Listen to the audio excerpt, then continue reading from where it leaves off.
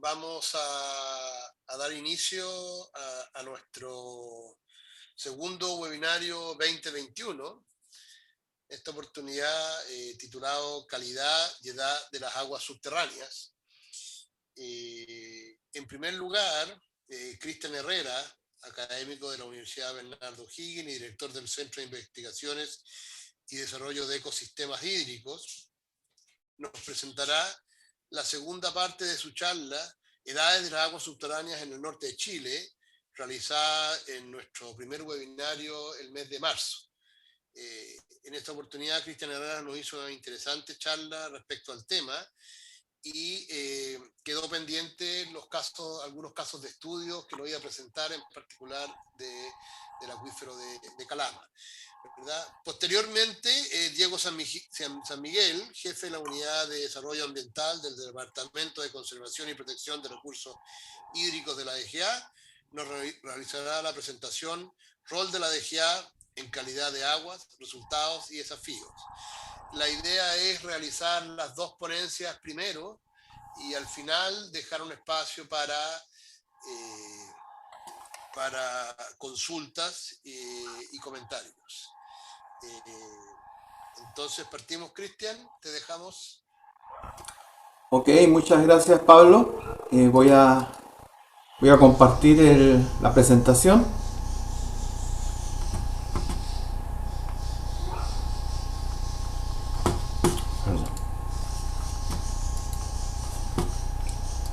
¿Alcanzan a ver?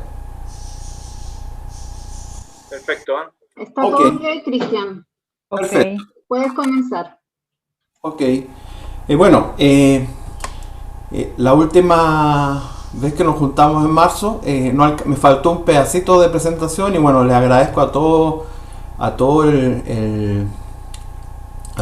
toda la gente de Azul que me deje la oportunidad de terminar un ejemplo, en realidad, que fue el que faltó, que era de la cuenca del río Loa.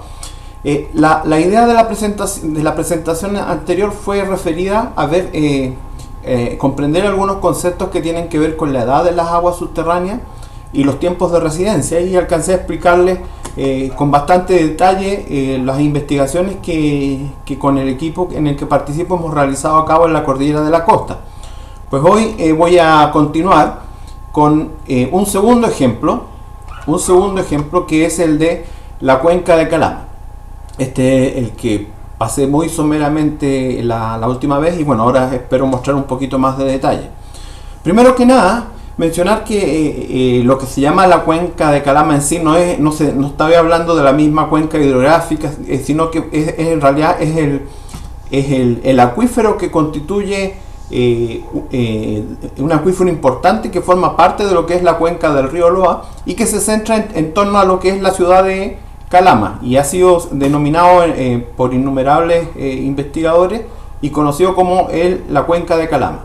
Es lo que aparece centrado en este cuadradito. Todo lo que está delimitado es donde está constituido las formaciones geológicas que componen este acuífero, pero como ustedes ven en esta figura, esta forma también parte de lo que es la cuenca del río Loa.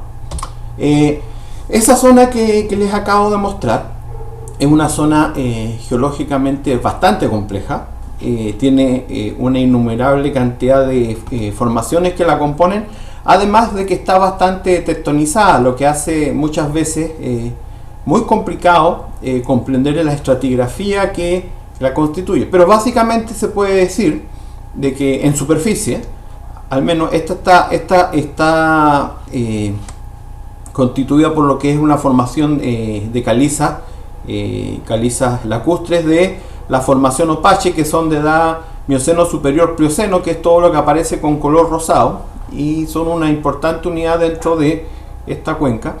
Debajo de la misma aparece la formación Chiquinaputo, que son conglomerados también del Mioceno superior. Luego, debajo de estas formaciones aparecen lo que son las inimbritas del Mioceno, ¿ya? En este caso dadas por la formación Sifón y Cupo, o podría también estar debajo de lo que son las dos formaciones anteriores, la formación Yalquinche, que corresponderían a lutitas todas estas, ambas, como unidades que voy a mostrar a continuación, confinan lo que se llama un acuífero inferior, que lo componen la formación La Sana, que en parte aflora en superficie al oeste de la ciudad de Calama, y también por depósitos, de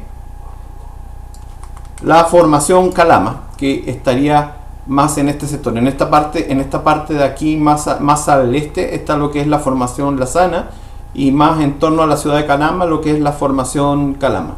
Todo lo que aparece con gris en esta figura, bueno, se ha combinado, ya sean, aquí se puede ver que hay otro tipo de formaciones intrusivas y una mezcla de unidades, pero que no vienen al caso porque no forman parte de lo que es en sí la cuenca de Calama. En el caso de las dataciones con carbono 14, la semana pasada alcancé a explicar básicamente lo que correspondía a una interpretación a partir de muestras puntuales que se toman en un acuífero. En el caso de las muestras tomadas en manantiales o sondeos profundos en la cordillera de la costa, la interpretación aproximada de lo que son las edades de las aguas se tienden a determinar a partir del modelado que se hace de estas aguas, considerando distintas metodologías que ya son tradicionales y clásicas, como en las cuales, por ejemplo, ya que en las muestras de agua que se quiere ver determinar la edad con la actividad del carbono 14, pueden estar en parte diluidas por la disolución de caliza, podría ser el caso, aportaciones de sodio de origen volcánico, etcétera. Y bueno, existen una serie de correcciones que se pueden aplicar para evaluar, para tener una idea aproximada de esta edad a partir de un grupo de muestras determinado que, considerando casi siempre el modelo de mezcla total, tienden a dar una edad aproximada del periodo en que se produjo la recarga de las aguas. Y como vimos en la cordillera de la costa, esto se hace a partir de muchas muestras distantes, muchos kilómetros entre ellas, pero los valores de actividad del carbono 14 salían bastante aproximados. Y este es más o menos el modelo que se aplica para la modelación considerando una muestra, pero esto básicamente en un desconocimiento que podría existir del acuífero, que es lo que pasa en la costa, porque se supone que pueden haber, no se trata que la cordillera de la costa sea un acuífero, sino que sean muchos acuíferos posiblemente desconectados por las quebradas que cortan esta cordillera, y que no se pueden considerar en sí como no se podría aplicar, por ejemplo, lo que es el modelo de flujo de pistón. Pero está la otra posibilidad, que es la que ustedes ven aquí, en la cual, si existe un conocimiento acabado del acuífero, ¿ya? Si se conoce relativamente bien cuál es el flujo del agua que hay en el acuífero, y sobre todo pensando en acuíferos confinados, ¿ya? Donde en acuíferos confinados donde el área de recarga es relativamente despreciable respecto al recorrido que tiene el agua a lo largo de un acuífero confinado, y en el cual además también se podrían dar situaciones como las que mencionaba anteriormente: presencia de carbonato, precipitación de carbonato, incorporación de CO2 disuelto, posibles mezclas, inclusive en algunos casos. Se puede analizar con este conocimiento de detalle cuáles son, a diferencia de lo que hablábamos de los tiempos de residencia, en este caso, los tiempos de tránsito del agua en el acuífero. O sea, el tiempo que tarda el agua de moverse desde un sector determinado, ojalá con pozos cerca de la zona de recarga, a medida que esta agua avanza a lo largo del acuífero. Y analizando sobre todo y corroborando de que si esta circulación, por ejemplo en esta figura, esta sería el área de la recarga, y el agua se mueve en esta dirección, obviamente la actividad de carbono 14 desde el área de recarga hacia las zonas de descarga debiera de ir disminuyendo a lo largo del tiempo. Además de que ojalá en la zona que se cree, porque esto bueno siempre es bastante complicado, que es la zona de recarga, ojalá supiésemos también de que se trata de aguas jóvenes. Ojalá en este caso saber de que por ejemplo en la zona de recarga las aguas tienen tritio. Si estas aguas presentan tritio, ya nos da una cierta, obviamente a medida que avanza el flujo del agua en el acuífero no debiera haber tritios, pero en la zona de recarga si hay tritios, sabemos que es un agua relativamente joven y podríamos usarlo como sobre todo este punto A que aparece aquí como un pozo o una edad de referencia, para a partir de este dato ir calculando cuáles son los tiempos de tránsito del agua en el acuífero. Obviamente esto que se modela con NEPA implica que una serie de reacciones, que son las que modela a partir de modelación inversa, ¿ya? Y distintas modelaciones que tienen que ver con los distintos equilibrios termodinámicos y químicos del agua, dependiendo si hay, por supuesto, reactantes con carbonato, nos va a dar unos productos B, nos va a dar un valor B más una serie de productos. Y si esto explicándolo de manera sencilla, la idea es que, por ejemplo, este valor de acá, el valor de la actividad de carbono 14 que yo tenga en el punto A, va a ser mi valor inicial, ¿ya? Y desde este valor inicial, obviamente, a medida que el agua fluye, considerando, insisto, el modelo de flujo pistón, hacia el punto B, voy a ver cuánto se ve reducido la actividad inicial de carbono 14 respecto al punto B, y ese delta de carbono es el que me va a poder determinar un tiempo de tránsito aproximado desde el punto A hacia el punto B.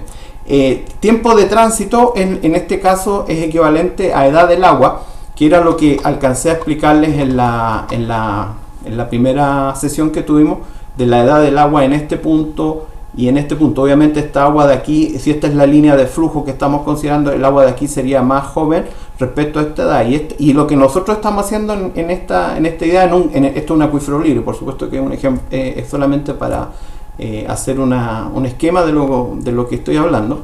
El tiempo de tránsito sería el tiempo que tarda en el agua de irse desde aquí hacia aquí, con la diferencia de que este punto inicial lo estoy tratando de acercar a una parcela de la zona de recarga, y obviamente suponiendo también de que el paso a través de la zona no saturada es despreciable.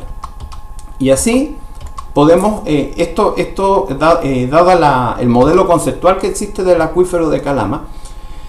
Bueno, el acuífero de Calama, este en sí es el modelo conceptual con el que se trabajó. ¿Ya? Aquí tenemos pozos A, B, C, donde se determinó los valores de carbono 14.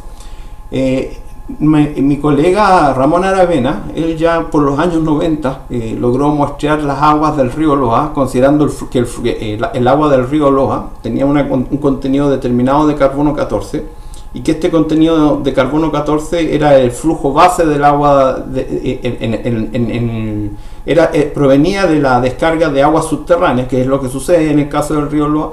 Y al determinar los valores de carbono 14 en el agua del río Loa, tratar de determinar cuál es el tiempo que pasa desde que el agua se infiltra en las distintas partes de la cuenca del río Loa hasta que por manantiales y zonas de surgencia difusa afloren, sale como manantial al río y bueno, muestrea el río. Pero a partir de sus trabajos iniciales él ya logró determinar de que los valores de carbono 14 del agua estaban muy diluidos como consecuencia de la disolución de CO2 de origen volcánico.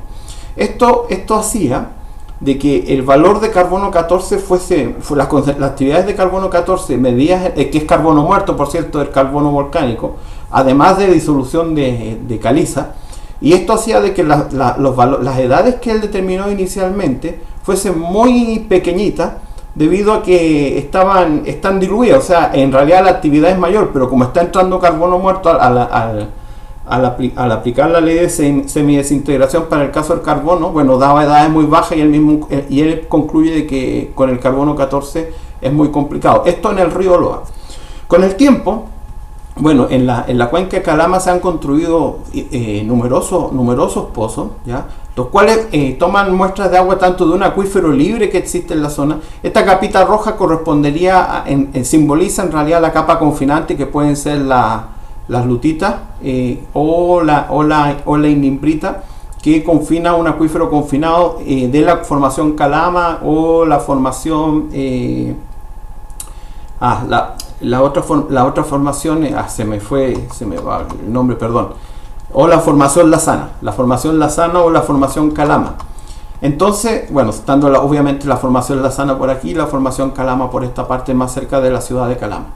Entonces, cuando uno llega, este modelo que estoy presentando, que parece ser muy claro y muy preciso para hacer un estudio de datación, en realidad es mucho más complejo de lo que parece, debido a que, claro, aquí por ejemplo se pone, este es un perfil esquemático donde se ve el agua del río Loa. El agua del río Loa penetra por en la formación Lazana, entra en el acuífero, está este acuífero libre, este acuífero confinado. Aparentemente uno dice, mira, bueno, las formaciones del acuífero superior están desconectadas en esta parte del río Loa, por lo que se supone que el agua que entra en esta parte del acuífero superior pasa a través de este nivel confinante o más bien que se comporta como acuitardo en esta zona, y hace que exista un flujo ascendente desde el acuífero confinado, semiconfinado, al menos en esta parte, hacia el acuífero libre. En sí, es muy difícil en muchos casos tener la certeza de si este acuífero es confinado o no para aplicar el modelo para determinar los tiempos de tránsito del agua a lo largo de este acuífero. Si no sabemos bien, por ejemplo, si hay mezcla de agua, si en algunos casos a lo mejor el nivel de carga del acuífero confinado está por sobre del acuífero libre, está por sobre el acuífero confinado, pudiendo existir flujos verticales descendentes y produciendo mezcla.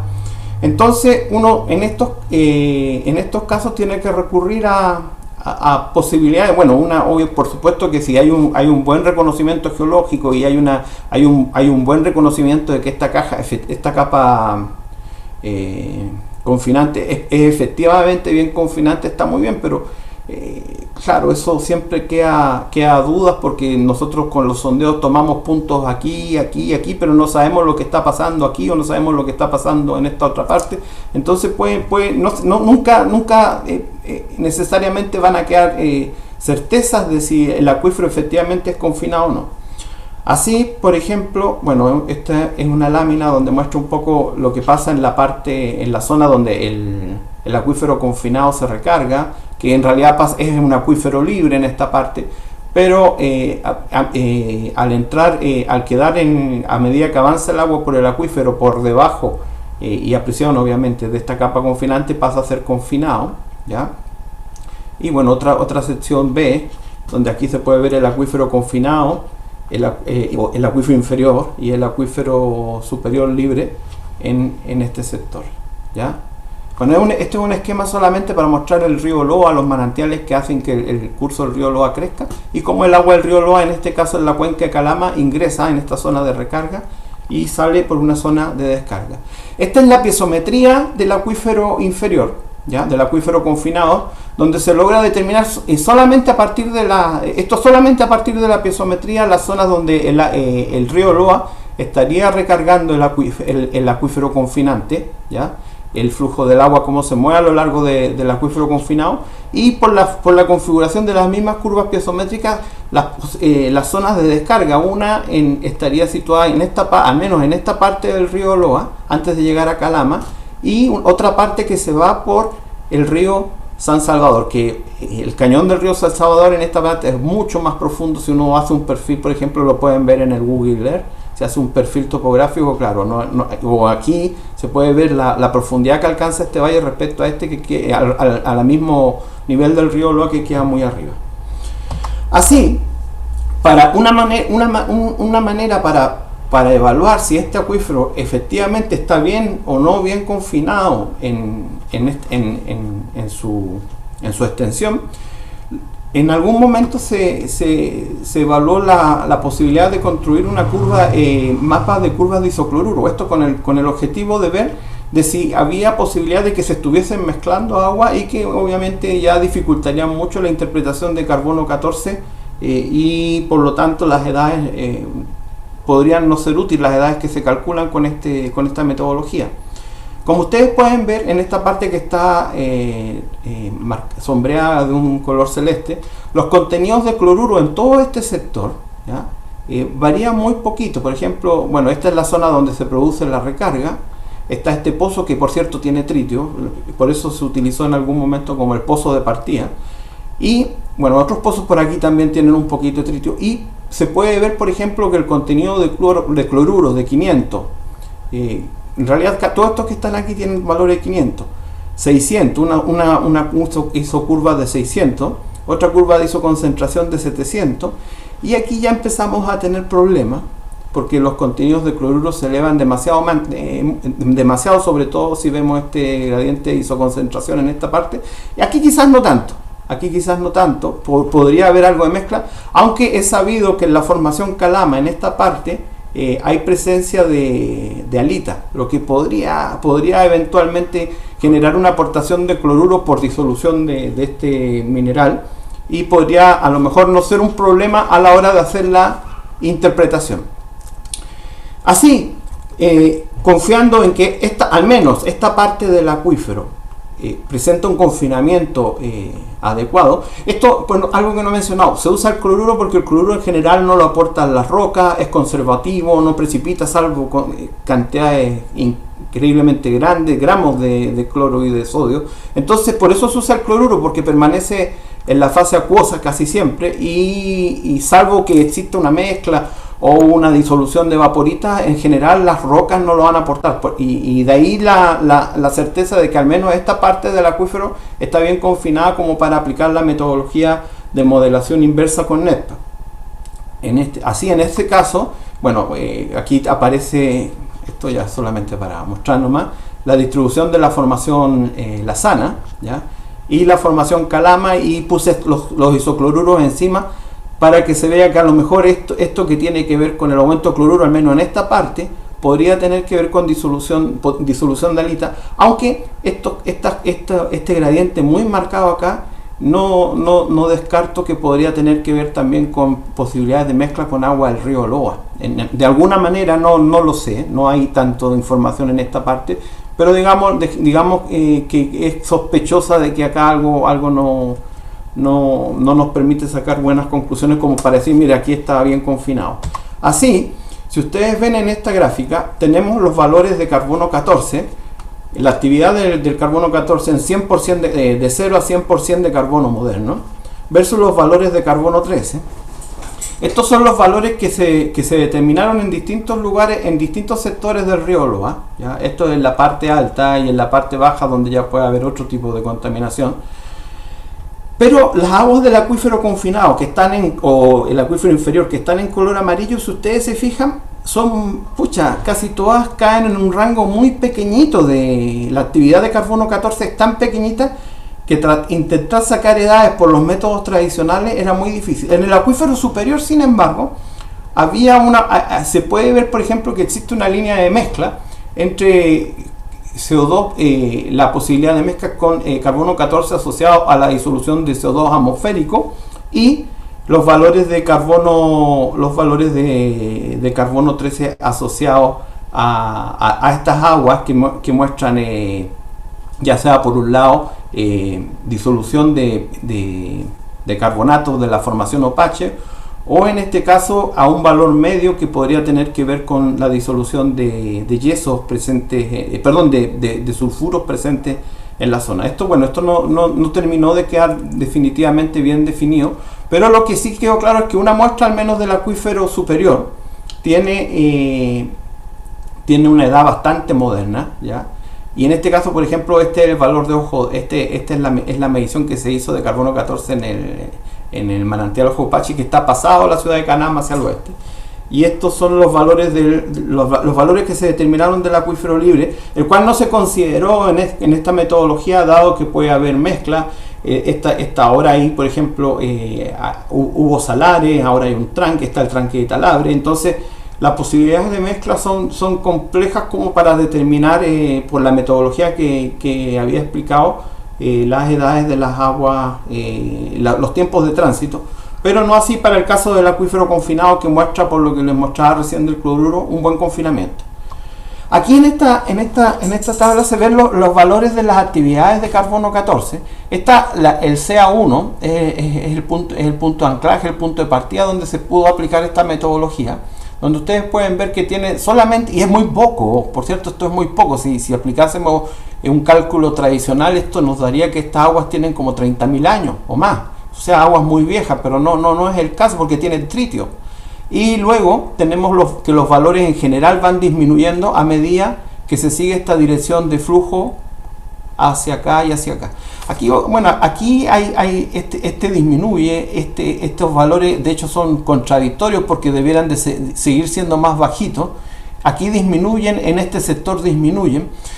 Y bueno, en realidad si hablamos de 6.33 a 5.07 a 5.24, estamos casi hablando del mismo valor. De hecho, cuando se realizaron la modelación con NEPA, obviamente esto querría decir que las aguas desde este punto a este punto están siendo más jóvenes, pero estamos hablando de un sector donde probablemente hay mucha permeabilidad, al menos lo que se logró determinar después aplicando la modelación, en comparación a este sector donde a lo mejor el agua tarda mucho tiempo en moverse en estas direcciones, y así logramos construir un mapa de isocrona.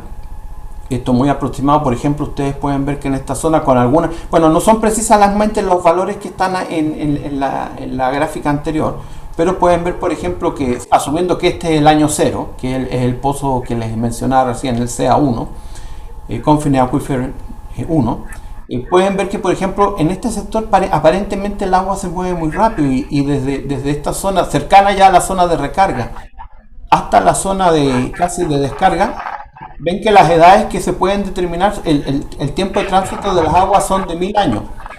Y si utilizamos o consideramos las aguas que están en este otro sector, perdón, hay un ruido ahí, vale, parece que en este otro sector se puede ver de que las aguas se mueven tomando como referencia este punto inicial 0, 2000 años, y bueno, este ya no, la verdad ni siquiera se consideró porque nos está dando unas edades de 8000 años, y justamente es la zona donde les mencionaba que las curvas de isocloruro podría haber mezcla. Acá podrían suceder muchas cosas que al menos hacen bastante poco fiable esta edad. Pero en sí, la modelación de las aguas de las distintas edades, a partir de esta metodología, dio que los tiempos de tránsito dan desde 1000 hasta aproximadamente 3000 años, considerando otras muestras. Pero esta figura solamente la muestro para que se vea que parece ser que en este sector el agua se mueve mucho más rápido que en otras partes del acuífero de Calama. Para comprobar además esto, con Linda Godfrey, esto está publicado ahora en el mes de enero en el Journal of Hydrology, se trabajó no necesariamente con los mismos pozos, pero sí se pudo hacer una relación de la determinación del carbono 14 del carbono inorgánico disuelto versus el que ella muestra que es el carbono orgánico disuelto, que es distinto al que se muestra normalmente. Esto tiene que ver con materia orgánica, ácidos húmicos o fúlvicos que están en la zona en la zona donde se recarga el agua, que de hecho pueden quedar retenidos mucho tiempo antes de infiltrarse. Hay un desfase con el carbono inorgánico y muchas veces, bueno, es bastante, en realidad este método viene desde los años 80, pero se trató de probar además del carbono 14 del carbono inorgánico disuelto con el carbono 14 del carbono orgánico disuelto. Y si ustedes se fijan, en el caso del carbono inorgánico disuelto, pucha, los valores son los que les mostraba recién, pues de 6, 5, 4 y todos quedan en esta parte, mientras que los valores del carbono 14 del carbono orgánico disuelto ya muestran valores que van entre 50 y 70% de carbono moderno, ¿ya? Y bueno, ¿cuál era la idea de hacer esto? Considerar este tipo de carbono no está sujeto a lo que es el efecto de dilución que tiene el caso del CO2 volcánico, la disolución de carbonatos de caliza. Entonces, este carbonato en sí, estas dataciones con carbono 14 del carbono orgánico disuelto en sí nos están entregando las edades de agua, ya sea del río Loa, que es el tiempo desde que el agua se recarga en los distintos volcanes o en las zonas altas hasta que aflora en el río, hasta que se mete en el acuífero. Y si ustedes se fijan, si comparamos los tiempos de residencia que se calcularon también con NEPA, por el método del carbono orgánico disuelto, y los tiempos de residencia, se fijan, varían entre 1000 Y bueno, estas son los rojitos son los que las edades que se determinaron con el en el acuífero, perdón, los amarillos son los que se determinaron en el acuífero confinado, ¿ya? Y que se pudieron corroborar con los valores de carbón inorgánico disuelto. Y las edades, si se fijan, varían entre 1000 y bueno, alguna le dio hasta 5000, 6000 años. Esos son los rangos de edades de la edad del agua que tiene el agua que se moviliza en el acuífero y que ya guardan más relación también con el agua, las edades que se determinarían en el río Loa aplicando esta metodología del carbón orgánico disuelto.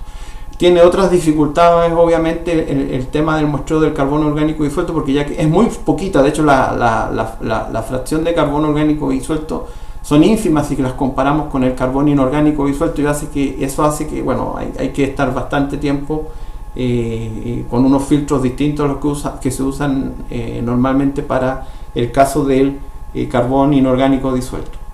Y bueno, con este segundo trabajo que lideró Linda, se pudo validar también las edades que se obtuvieron con el carbón inorgánico disuelto, al menos en referencia a los tiempos de residencia del agua en el acuífero en la cuenca de Calama.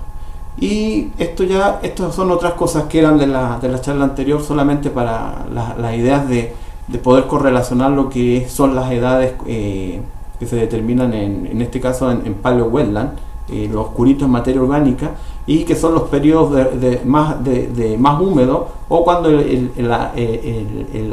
manantial está más seco. Esto es de la precordillera, y las columnas que se pueden construir con las fases húmedas, y la idea es tratar de correlacionar esto obviamente con los valores que estamos teniendo en el agua. De hecho, bueno, no me da más tiempo para mostrar ya, porque tampoco es la idea, era solamente terminar. Estas son las conclusiones de la presentación anterior, que son las mismas para este caso.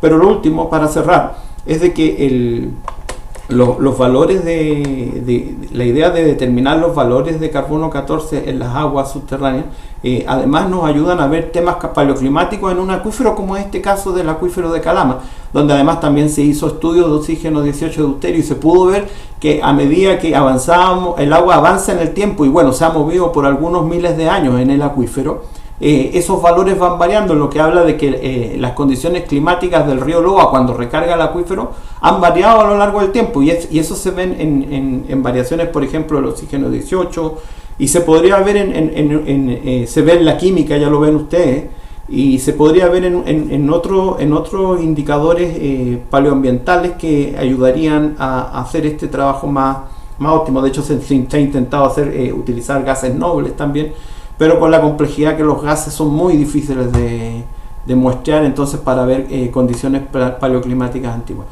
Con esto, estimado, termino esto era lo que faltó mostrar la sesión pasada, y bueno, muchas gracias por la audiencia, muy amable.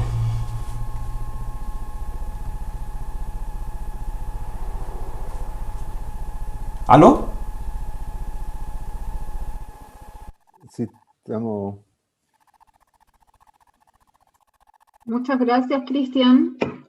¿Se escuchó bien, cierto? Sí, muchas gracias por tu presentación. Le vamos a dar la palabra a Pablo para que presente la próxima ponencia, y después va a venir la ronda de preguntas para quienes tienen alguna inquietud que plantearte. Así que te agradecemos la presentación nuevamente. Muy amable, gracias a ustedes. Pablo, estás muteado. ¿Me escuchan ahí? Sí, ahora sí. Ya. Muchas gracias, Cristian. Muy interesante tu presentación, y el acuífero es un mundo. Gracias.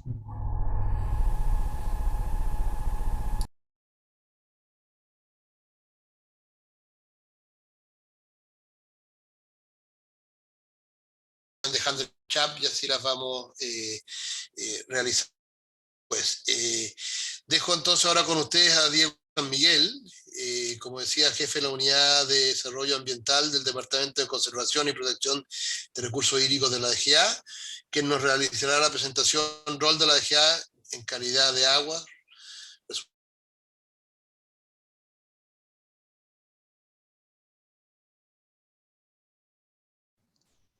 Hola, buenas tardes. ¿Me escuchan bien? Perfecto, se escucha claro. Gracias, sí, porque yo lo último que dijo Pablo Todos, no lo somos escuché todos, mucho, todos. no lo escuché muy bien, como que se escucha entrecortado. Escuchamos No, perfecto, Diego. Puedes compartir sí, pantalla. Ya, se escucha gracias. bien, Diego. Dale Voy a nomás. compartir Gracias. la pantalla.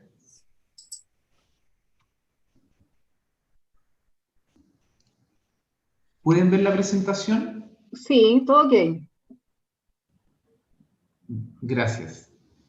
Primero, dar las gracias por la oportunidad de exponer el trabajo que hacemos en el Departamento de Conservación y Protección de Recursos Hídricos.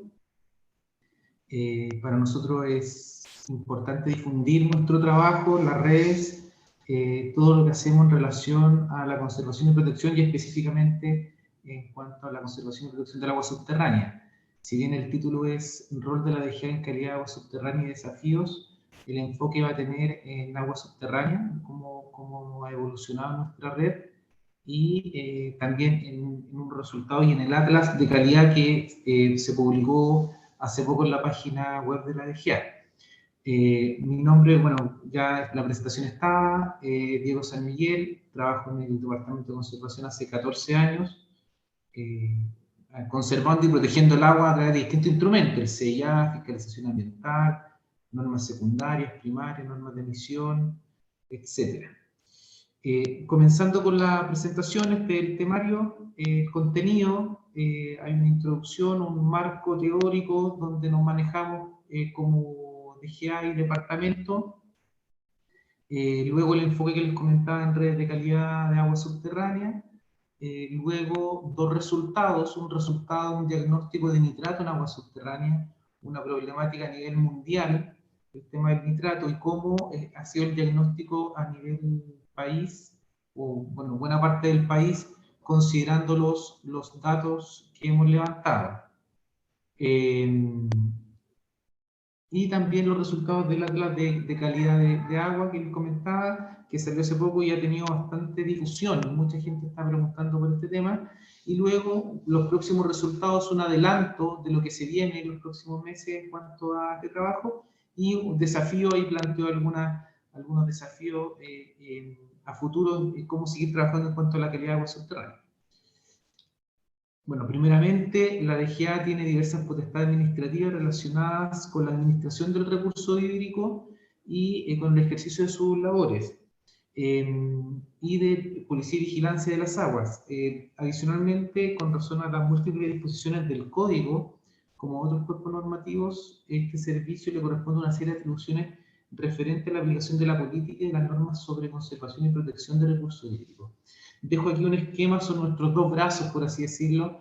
Hay un brazo sectorial que es el Código de Aguas, que es el artículo 299, que establece las funciones, dice muy claramente que tenemos que medir y mantener nuestras redes, y le agrega un apellido, dice, para la conservación y su protección. Eso se agregó en la reforma del Código del año 2017, le da un sentido a la red. También está otra función en la investigación del recurso y elaborar estudios. Hoy en día están muy fuertes y avanzando los temas, planes estratégicos. También está la administración del recurso, como todos aquí sabemos que están los derechos, permisos, que digamos, da el servicio, y también muy fuerte el tema de la policía y vigilancia, sobre todo últimamente con todo el uso y presión que tiene el recurso hídrico. Nuestro otro brazo es la Ley de Base General del Medio Ambiente, a través de sus distintos instrumentos de gestión ambiental, el CIA, normas de emisión, del decreto 46, el decreto 90, las normas secundarias, primarias, planes de descontaminación, etc. Aquí quiero poner un énfasis respecto al rol de la DGA y el marco en el que nos movemos. El artículo 299 del Código de Aguas habla de planificar el desarrollo de las aguas en fuentes naturales para formular recomendaciones, eso es muy importante, por lo que vamos a ver más adelante, por los resultados especialmente del nitrato, investigar y medir el agua y monitorear su calidad y cantidad, y aquí lo que les hablaba, para su conservación y protección, y ejercer la vigilancia y policía de acuíferos y de cauces naturales. También el Código de Agua en el artículo 129 bis 3 es explícito en decir que la DGA deberá establecer una red de control de calidad y cantidad, tanto de niveles como de tanto en aguas superficiales como subterráneas en cada cuenca o hidrográfica. Es bien explícito. La mayoría de ustedes saben que la DGA tiene una serie de redes fluidométricas, sedimentométricas, meteorológicas, glaciológicas, etcétera.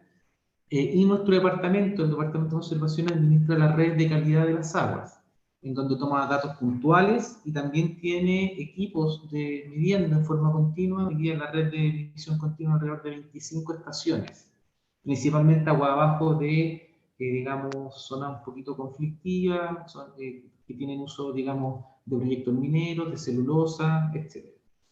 Y también estas campañas de terreno se publican, toda la información se publica en la página web de la DGA. Hoy hay un poquito de retraso, pero tratamos de hacerlo en 80 días, desde que se toma una muestra. Este es el objetivo que tenemos en nuestra red, que es generar información pública y sistemática que caracterice la calidad del agua para su conservación y protección. Y aquí una idea de fuerza, que yo creo que todos nosotros aquí ya sabemos, que lo que no se mide no se gestiona. Por eso es fundamental mantener las redes a través del tiempo. Este es el proceso de cómo se obtiene la muestra de agua, cómo se obtienen los datos.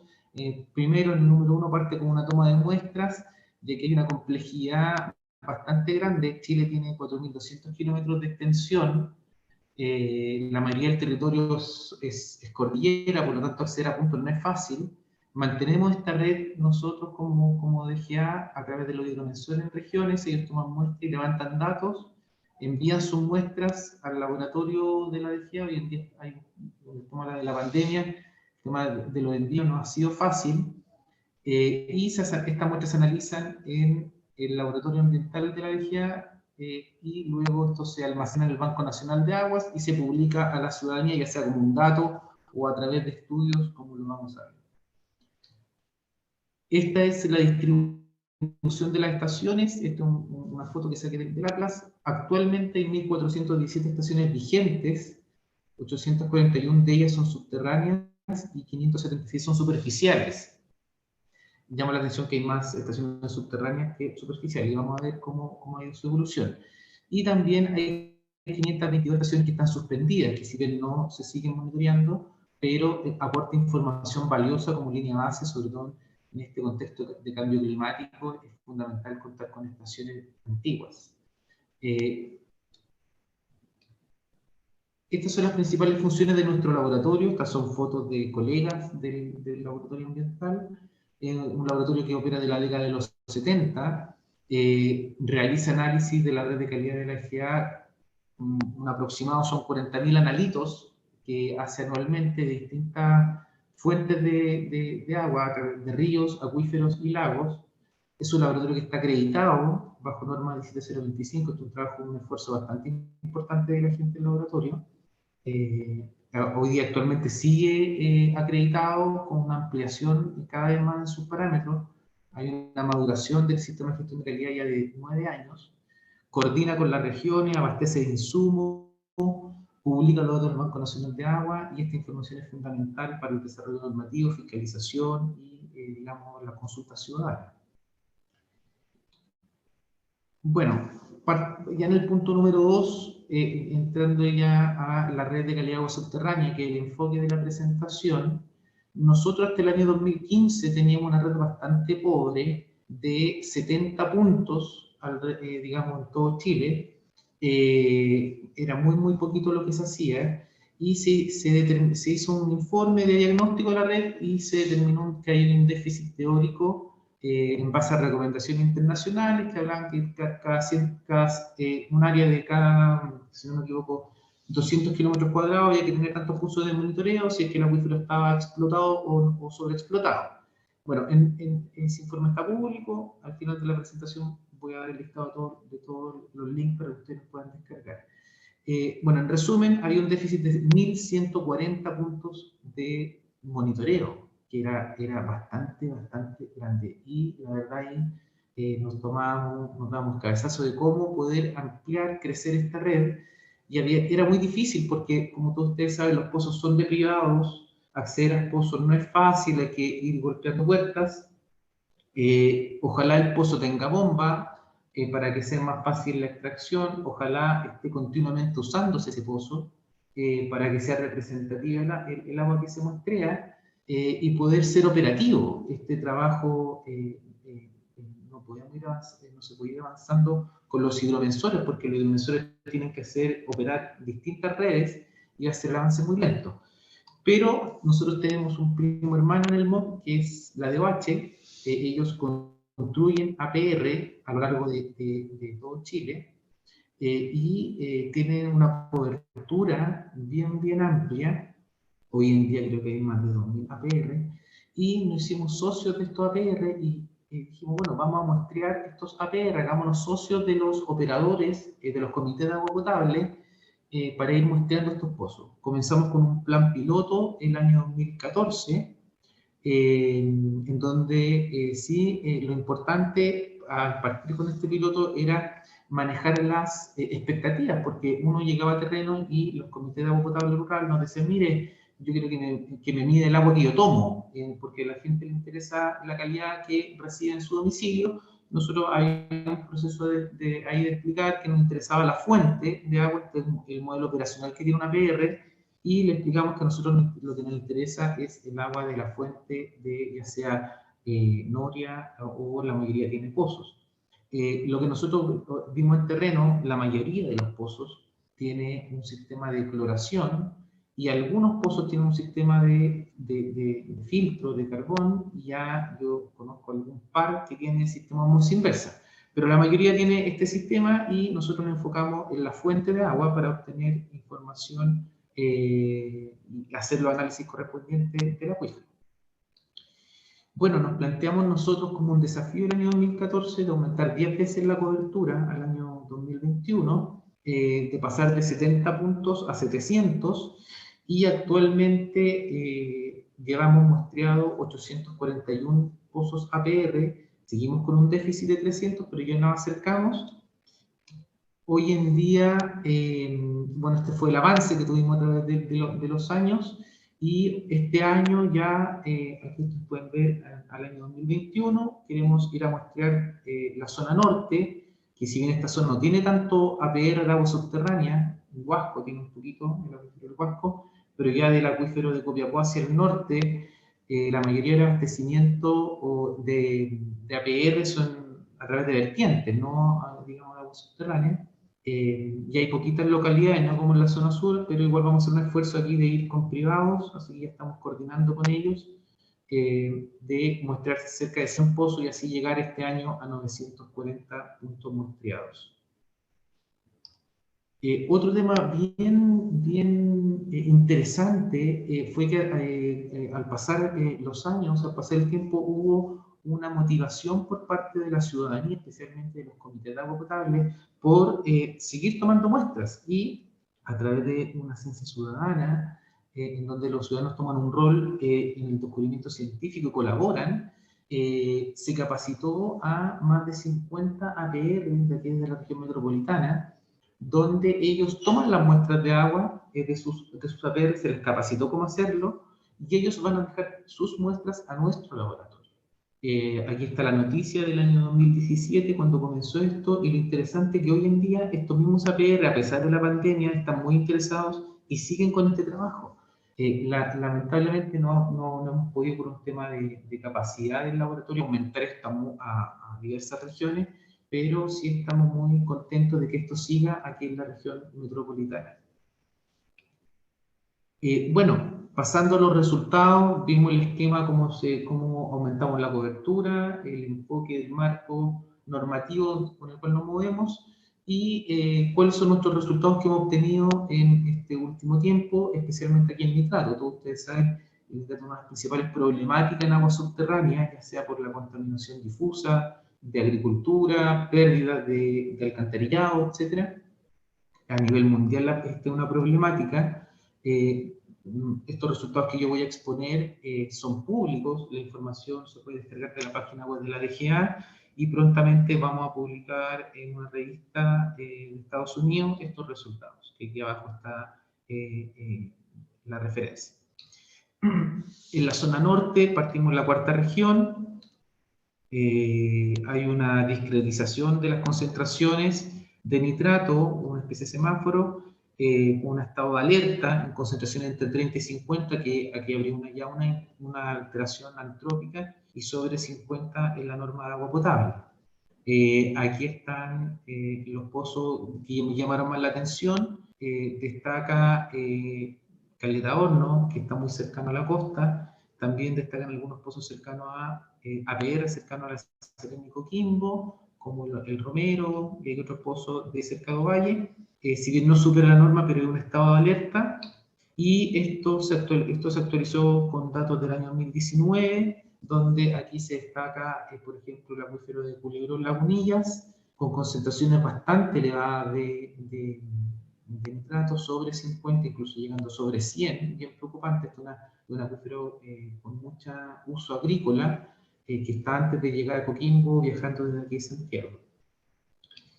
El diagnóstico que se hizo en la quinta región, lo mismo, hay zonas con alto uso agrícola en el acuífero de la Concagua, por ejemplo el APR Los Maitenes, con altas concentraciones. APR aquí Nuevo Mundo, pasamos al acuífero Casablanca, que tiene algunos APR en estado de alerta y ya sobre 50 miligramos por litro. Y en su actualización del año 2019 siguen algunos pozos acá en Casablanca sobre 50, y aquí en Aconcagua incluso llegando a 90. Hay un pocito, no recuerdo cuál es, que está en el estero Cartagena. Pero la mayoría de los otros APR ya tiene concentraciones bajo 50 miligramos por litro. Aquí en la región metropolitana, disculpa, se hizo también este diagnóstico, que hay un caso que hace un par de años llamó la atención, que la APR Santa Mónica, que esta APR se tuvo que cerrar por problemas de nitrato, aquí está en zonas también agrícolas, cerca de Melipilla, El Monte, la zona norte de Santiago también como Colina, con altas concentraciones de nitrato en algunos APR. Por ejemplo, la APR de la Reina Norte, una concentración bastante pareja. Aquí hay algunos pozos que bajaron drásticamente sus concentraciones. Puede ser que esos pozos cambiaron de ubicación. Nos hemos enfrentado muchas veces que los APR nos dicen, mira, cambiamos el pozo y se cambian a un lugar cercano, cambian su fuente. Puede ser un poco esta explicación de bajar de 53 a 5. Estos son los datos de la región metropolitana. Hay un acuífero bastante grande, el de Maipo, y vemos que hay muchos APR sobre 50, incluso algunos llegando a sobre 100 miligramos por litro. Con la sexta región lo mismo, aquí fue del año 2014, está bien acotado el tema, aquí este es un sector de las cabras, los puntos 1, 2, 3 y 4, con la mayoría están en zona de alerta, y algunos ya sobrepasaron los 50 miligramos por litro, y así como también está bien acotado en la zona sur. Esta es la distribución al año 2019, con datos más recientes. Aquí en el acuífero del Cachapoal vemos algunos pozos sobre 60, aquí en el acuífero de las cabras, como les comentaba. Aquí en la séptima región ya vamos bajando el número de pozos que están con datos en estado de alerta sobre 50 miligramos por litro. Y el año 2019 que hay un par de pozos en el Maule Medio y en el Mataquito sobre 50 miligramos por litro, pero la gran mayoría aquí ya tiene bajas concentraciones. Aquí cada puntito es una medición que se hizo. También avanzando hacia el sur, Ñuble, bajamos sí el nivel, por así decirlo, de concentración de nitrato, solamente 2 pozos de 105. Esta es la distribución de Ñuble año 2019, ya la mayoría aquí está bajo 50. Y en la región de los ríos, que fue el último dato que hemos recolectado, todos los pozos están bajo una concentración de 15 miligramos por litro, que estamos, digamos, dando una condición natural prácticamente, en nitrato. Este es el resumen de los estudios que nosotros hemos hecho el año 2014. Como les comentaba al final de la presentación, está el link con la página web de la DGA, que ustedes pueden descargar los estudios. Quienes estén interesados con la base de datos, y aquí cada ticket es un seguimiento que se hizo. Por ejemplo, aquí en Valparaíso hay monitoreos en 3 años, y este año vamos a publicar prontamente en mayo el estudio de la región de los lagos, que incluye Chiloé. Aquí entramos a los resultados del Atlas de Calidad de Agua 2020. Quiero aquí partir que el Atlas es un resumen, es una especie de revista, es un resumen de un estudio que nosotros hicimos en el año 2019 que se llama Mapa Hidroquímico de Chile, que se hizo Dictus DGA, está público en la página web. En esto se basó el Atlas, y el enfoque del mapa hidroquímico, primero se tomó una base de datos bruta de una extracción que se hizo del MNEA, una extracción masiva de datos de más de 1 millón de datos. A esta base de datos se trabajó en SQL y se establecieron ciertos criterios, tanto de expertos internacionales como de nosotros, de personal de GEA, para ir trabajando una base de datos depurada. Esta base de datos depurada se trabajó en un formato CSV, y a esta base de datos se sistematizó para establecer estadígrafos gráficos, y estos estadígrafos y gráficos sirvieron de base para establecer una geodatabase y unos archivos shape para ser visibles en mapas, que es lo que está en la revista, en el Atlas de calidad. Estos fueron, digamos, los datos censurados o los datos eliminados. A nivel grueso, de más de 1 millón de datos, se censuraron en total menos del 3%.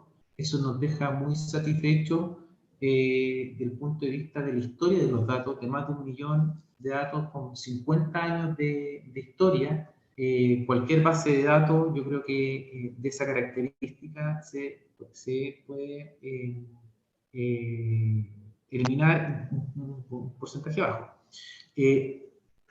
A grandes números, de este Atlas del Agua tiene 984 estaciones con 57 parámetros y 1 millón de datos hidroquímicos. Datos por estación, hay entre 2 y 5.800 datos por estación, y parámetros por estación hay entre 2 y 42. Esta es la distribución a nivel nacional de las estaciones. Digamos, parece lógico que aquí en la zona central, donde hay mayores presiones del recurso, están cerca del laboratorio que es centralizado, hay mayor cantidad de estaciones, a diferencia de las zonas más aisladas, pero si se dan cuenta, el datos por estaciones más homogéneo pareciera ser.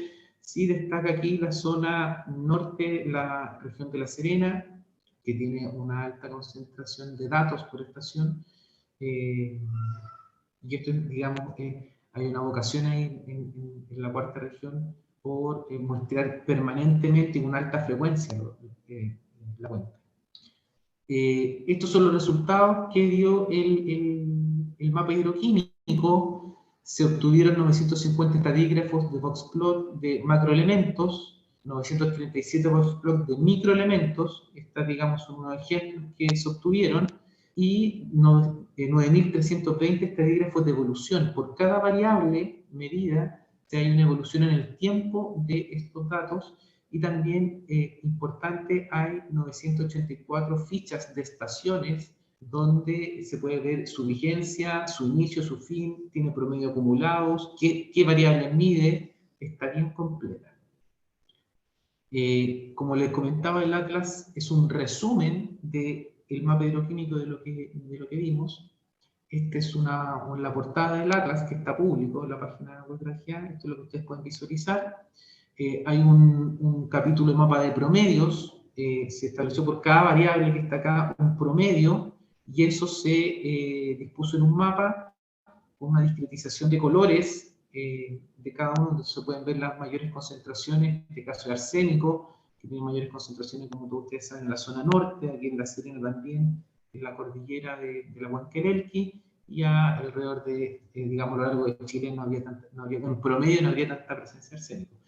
Esto se puede ver con cada una de las variables. No voy a detallar cada una, porque si no, aquí vamos a estar, podemos hablar horas de cada una de las variables. También hay un mapa de tendencias. Aquí se aplicó un test digamos, una fórmula de tendencia de la USGS. Cada estación tenía que cumplir ciertos criterios, por eso no abarca todo Chile, sino abarca estaciones que cumplen con ciertos criterios, números mínimos de datos. Y hay un mapa de tendencia para cada una de estas variables, con una flecha bien intuitivo hacia arriba, que hay una tendencia al alza, y una flecha hacia abajo con una tendencia a la baja.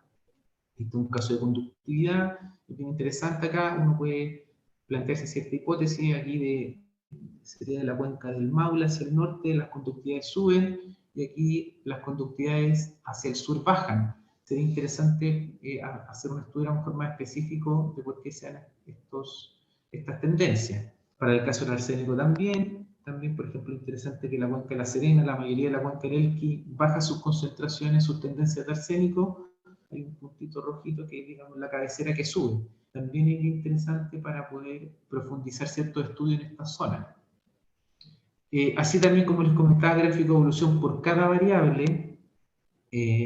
Aquí discutimos internamente en el departamento si agregar una línea de tendencia o no, pero para no confundir o para no ponerle más pelo en la sopa, si ya había una parte de tendencia, un capítulo de tendencia, decimos no agregarle, pero esto a futuro puede ser mejorable. Como les comentaba, esto es un resumen, se seleccionaron ciertas estaciones para mostrar en el Atlas, que son algunas estaciones de cordillera, otras de valle y la desembocadura. Y esto también con cada variable se hizo lo mismo, es bien completo. Bueno, ¿cuáles son nuestros próximos resultados? Hay una opción en la página web de la DGA, no sé si a los que han tenido la oportunidad de navegar, que se llama Observatorio de la DGA, que está lo destaco en un cuadrito rojo. Este observatorio integra distintas variables que mide la DGA y que dispone información desde derechos de agua, organizaciones de usuarios, estaciones de muestreo, y también ahora último se está agregando el tema de calidad de las aguas. Aquí se aplicó un indicador, un índice en agua subterránea. No sé si alcanzan a ver, pero tiene puntitos verdes oscuros, verdes claros, amarillos, rojos, que es un indicador que se aplicó. Este indicador, si uno pinta en cada pozo, da la información del pozo, las variables medidas, un link a los estudios y el código DNA, etc. Y también a mano derecha este índice está por pozo y está por acuífero.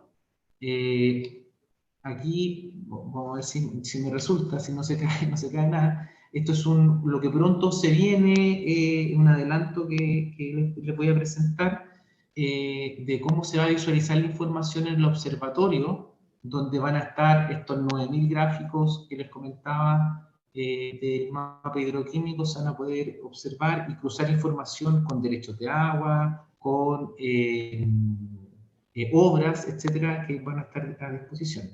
Aquí pinché. ¿Logran ver la página web? Por favor, díganme que sí. Esto es el observatorio. Este es el panel de información. A mano derecha van a estar, aquí está el tema de derechos de agua, la solicitud, el monitoreo de extracciones, que está bien fuerte hoy en día. Diego, no se ve. ¿No se ve? Se ve solamente el link de presentación. Tienes que cambiar la presentación. Ya, voy a cambiarla inmediatamente.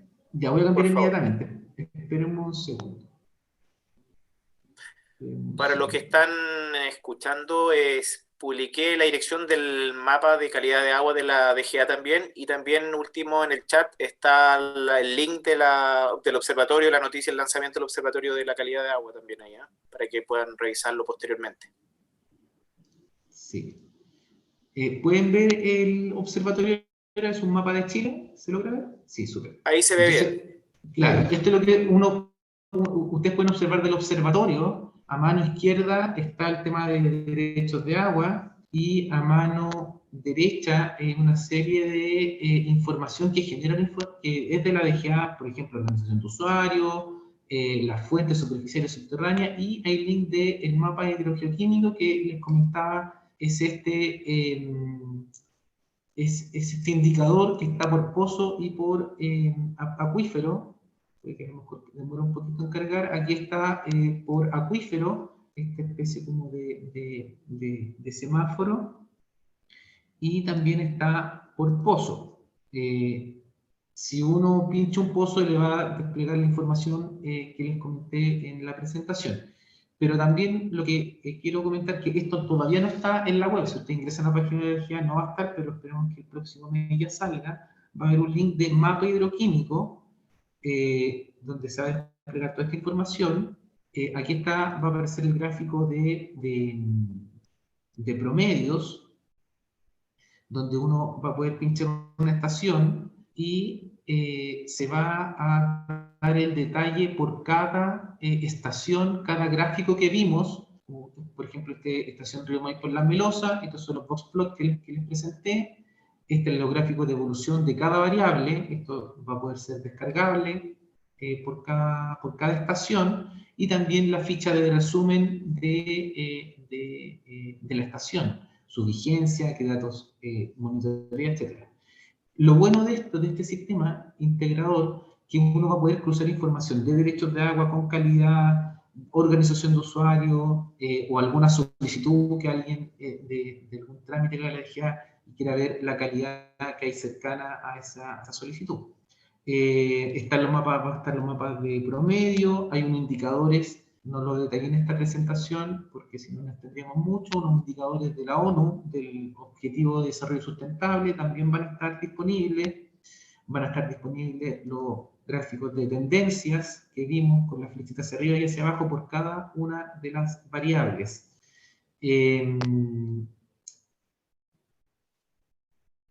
También, como les comenté, el gráfico de los ODS. Si uno va a pinchar, va a poder descargar todos los informes que ha generado la DGA en esta materia y cuál ha sido la evolución de este indicador en el tiempo. Voy a volver a la presentación ahora. Puede que me demore un poquito.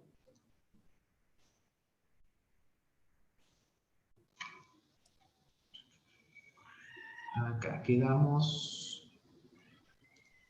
acá, ¿cierto? ¿Logran ver la presentación? Perfecto, ahí sí. Gracias.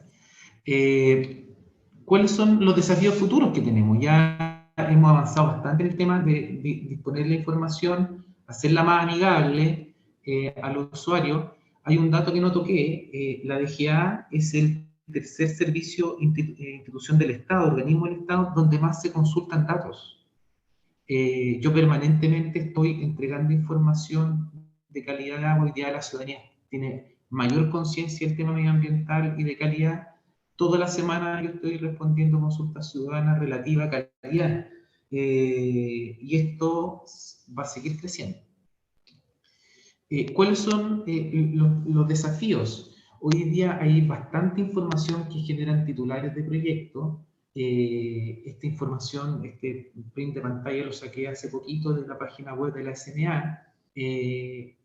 La cantidad de resoluciones y calificación ambiental hoy en día es enorme, son 16.000 resoluciones y calificación ambiental. La gran mayoría de ellas tienen comprometidas información de calidad de agua, monitoreo de calidad de las aguas, y es por eso que nosotros en el año 2017, para homogeneizar los reportes de los titulares, generamos una minuta, que aquí está la minuta 26 2017, donde le solicitamos a los titulares cómo homogeneizar, y la SMA hizo propia esta minuta y generó una resolución, la 894 del 2019, aquí abajo está el link, de cómo los titulares tienen que reportar la información de calidad de las aguas. Esto va a ser fundamental si se quieren cruzar distinta información para poder hacer gestión a nivel de cuenca, ya sea de agua subterránea o agua superficial. Hoy en día el tema de disponibilidad de las aguas, si bien es un tema principalmente asociado a cantidad, por la gran sequía que hemos tenido, pero ya han existido casos de limitaciones por calidad de las aguas. Por lo tanto, la disponibilidad tiene que ser con un enfoque tanto de cantidad como de calidad. Y para poder hacer gestión con cuanto a la calidad, va a ser fundamental también trabajar con la información de privados. Aquí hay un ejemplo del trabajo que hemos hecho con la SMA, pero ahora a través del SEA. Hay mucha información que se genera como línea base que presentan los proyectos, que también ojalá se pueda sistematizar. Aquí también otro desafío que tenemos. Hoy en día está bien fuerte avanzando el tema del control de extracciones. Seguramente no sé si lo han conversado en otras sesiones. Y si uno ve el decreto supremo 203, que aprueba el reglamento de explotación y en donde se va a hacer el control de extracciones, también dice que los pueden instalar y reportar datos de calidad de las aguas. Aquí dejo dos artículos que dicen 203, el artículo 38 y el artículo 40. Si bien se ha avanzado muy fuertemente hoy día en cuanto a la cantidad de las aguas, al reporte del caudal extraído, pero ¿por qué no a futuro se podría también entregar la información de calidad de las aguas o de algunas variables de interés? Por último, aquí dejo, no se logra ver en la letra muy pequeña, pero estos son los links. Uno pincha el link y se va a abrir la web, la biblioteca de la DGA, y usted puede descargar toda la información de lo que vimos hoy día, de la presentación, la base de datos, el tema del nitrato. Bueno, ya pusieron el link del Atlas, se puede descargar desde acá.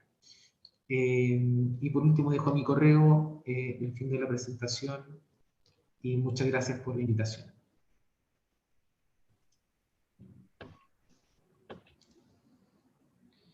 Y aquí dejar de presentar.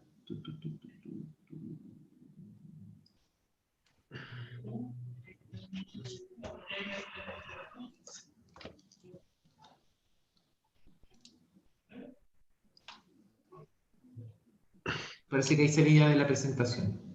Sí, muchas gracias, Diego, por tu excelente presentación y por mostrarnos los interesantes avances, ¿verdad?, en este tema que ha tenido la DGA en este último tiempo. Es bastante lo que se ha hecho y ya está empezando a tomar forma lo que alguna vez se diseñó, así que me parece muy interesante. Vamos a dar inicio entonces a la ronda de consultas para ambos expositores. Hay algunas consultas en el chat que voy a ir leyendo. Sin perjuicio de lo anterior, pueden ir incorporando nuevas o también pueden levantar la mano para hacer alguna consulta en términos directos.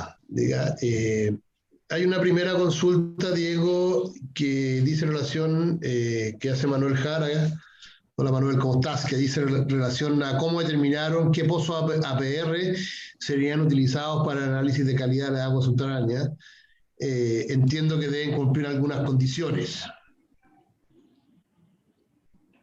Sí, sí, gracias. Mira, en una lámina presenté que había un déficit teórico, y ese déficit teórico va por acuífero. Hay una relación que nosotros encontramos, que por ejemplo en acuíferos sobreexplotados tiene una relación de cuántos pozos por cada 100 kilómetros cuadrados. Y en base se calculó un número teórico, y ese número teórico se cruzó cuántos APR había en ese acuífero. Y si daba el número, se muestraban todos, y si sobraban APR, se seleccionaban, digamos, uno que estaba agua arriba, uno sector medio y uno de sector bajo, digamos, del acuífero, y se iban a mostrar. Ahora, la complejidad de esto, como todos, algunas de nosotros hemos trabajado en campo, en terreno, uno llega a terreno a golpear la puerta de la APR y muchas veces no está disponible la persona, aunque uno haga la coordinación previa, o el pozo no estaba operando y estaba, digamos, el pozo más cercano se iba a muestrear. Eso ha pasado en la práctica. Hoy en día, en cada trabajo que hacemos un seguimiento de los pozos para tener información histórica, y en algunos sectores que no se ha logrado levantar información, la levantamos al año siguiente. ¿Puedo aclarar un poco también algo que preocupa? En general, los pozos APR normalmente agarran acuíferos someros al principio y después se van profundizando, aunque los más antiguos agarran solamente los someros. Por lo tanto, efectivamente hay un problema muchas veces en que puedes mezclar aguas si es que no haces un pozo en forma correcta o separadamente, y en otro que estás tomando información de pozo de acuíferos que están muy entropizados, que son someros. Sí, sí, una de las variables que nosotros hemos levantado en terreno primero es la profundidad del pozo de construcción, no tenemos la información de dónde están las cribas del pozo. Eso es importante destacar, no las tenemos. Sí, al operador de la APR se le pregunta cuál es la profundidad del pozo, características de la bomba, el año de construcción del pozo, y se miden ciertas variables, nivel estático, nivel dinámico, al momento de tomar la muestra. Sabemos que puede haber una mezcla de los pozos, de la calidad de agua, así que abarca distintos acuíferos, pero es digamos, tratamos de correr ese riesgo en pos de abarcar, aumentar la cobertura, que eso era nuestro déficit, era aumentar la cobertura en pozos, y trabajar con pozos de privado era muy lento por el acceso al pozo que hay.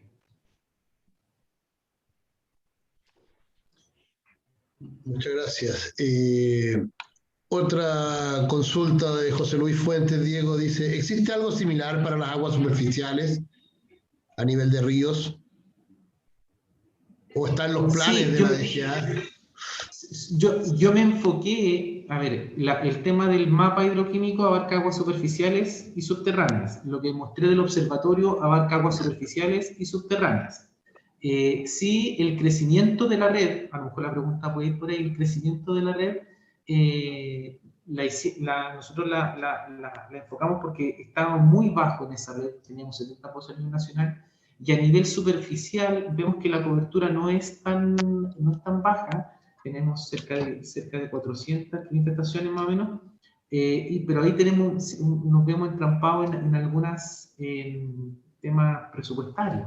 No tenemos los recursos que nos gustaría para seguir creciendo la red de aguas superficiales, y nuestro enfoque en superficial tiene que ver con las normas secundarias, ¿sí? Un tema más específico.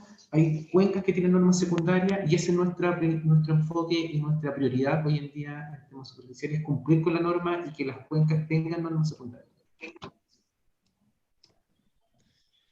Que hoy en día hay 5 cuencas, ojo, hoy en día hay 5 cuencas de 100 cuencas que tienen normas secundarias. Gracias. Carlos Salazar y Carmen Copier preguntan respecto a los proyectos cuando se desarrollan los APR. En el proyecto siempre se realiza un análisis de calidad de las aguas para la fuente. Este diagnóstico hecho se considera como referencia en esta información por lo interesante del dato para los fines de la evolución, digamos. En otras palabras, si tenemos, si hay datos de cuando se construyó la PR, digamos. Sí, mira, aquí es súper dispersa la información, porque nosotros vamos a hablar con los operadores y la verdad nos ha tocado pocos casos que son bien ordenados con la información que ellos tienen, pero la gran mayoría no cuenta con información disponible a entregar en cuanto a calidad de las aguas. De hecho, ellos nos dicen que les sirve mucho este dato porque les sirve sobre todo por el tema de fiscalización del servicio de salud, el tema de la calidad de la fuente, pero es muy dispersa la información que tiene el APR. No hay una sistematización de la calidad cuando se le entregó el pozo.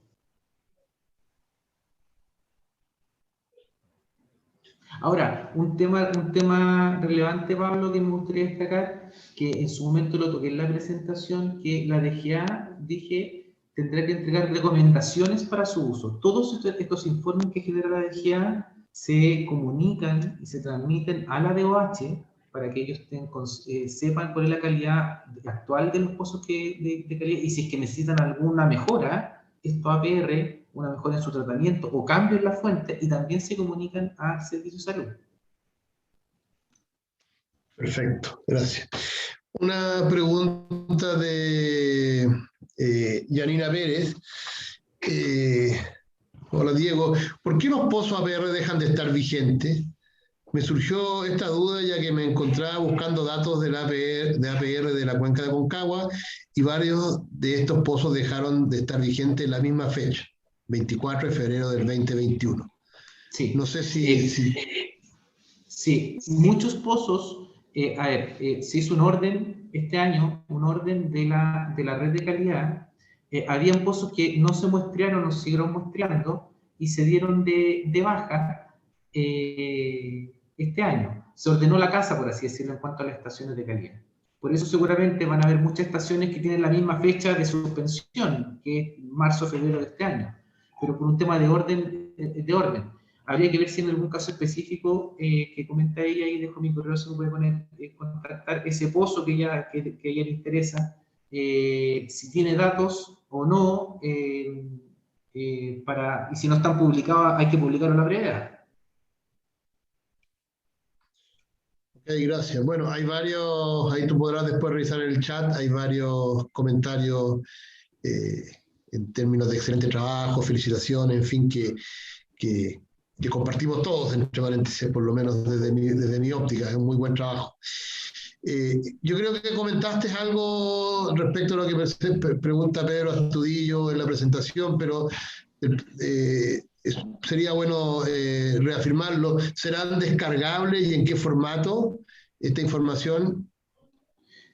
Sí, mira, la información del Atlas, que como comenté es un resumen del mapa hidroquímico, el mapa hidroquímico, la información es descargable en Shape, en Excel, en mapas, en PDF, están los gráficos, los estadígrafos, en el formato que soliciten.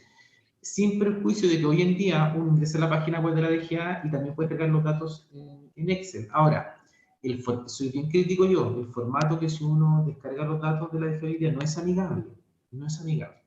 Sin embargo, cuando hay solicitudes masivas de esta, como consulta ciudadana, a mí me ha tocado caso de alguien que dice, quiero la calidad de agua de todo Chile. Hay gente bien creativa, y ahí, claro, ahí la persona informática yo no puedo decir, mire, descarga la información de la página web porque no es amigable para un manejo de volumen de datos tan grande, pero sí los informáticos de la energía pueden hacer una extracción del BNA y entregar la información en un punto CSV o en un Excel mucho más amigable para trabajar la información. Eso se puede hacer.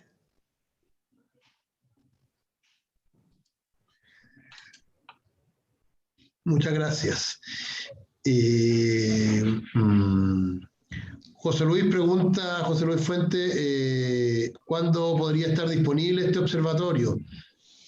Sí, el observatorio está terminando, estamos en la etapa de corregir acentos, edición. Estamos en edición ya en detalle fino, y yo espero que en las próximas 2 o 3 semanas esté público en la página para ser visible por todos.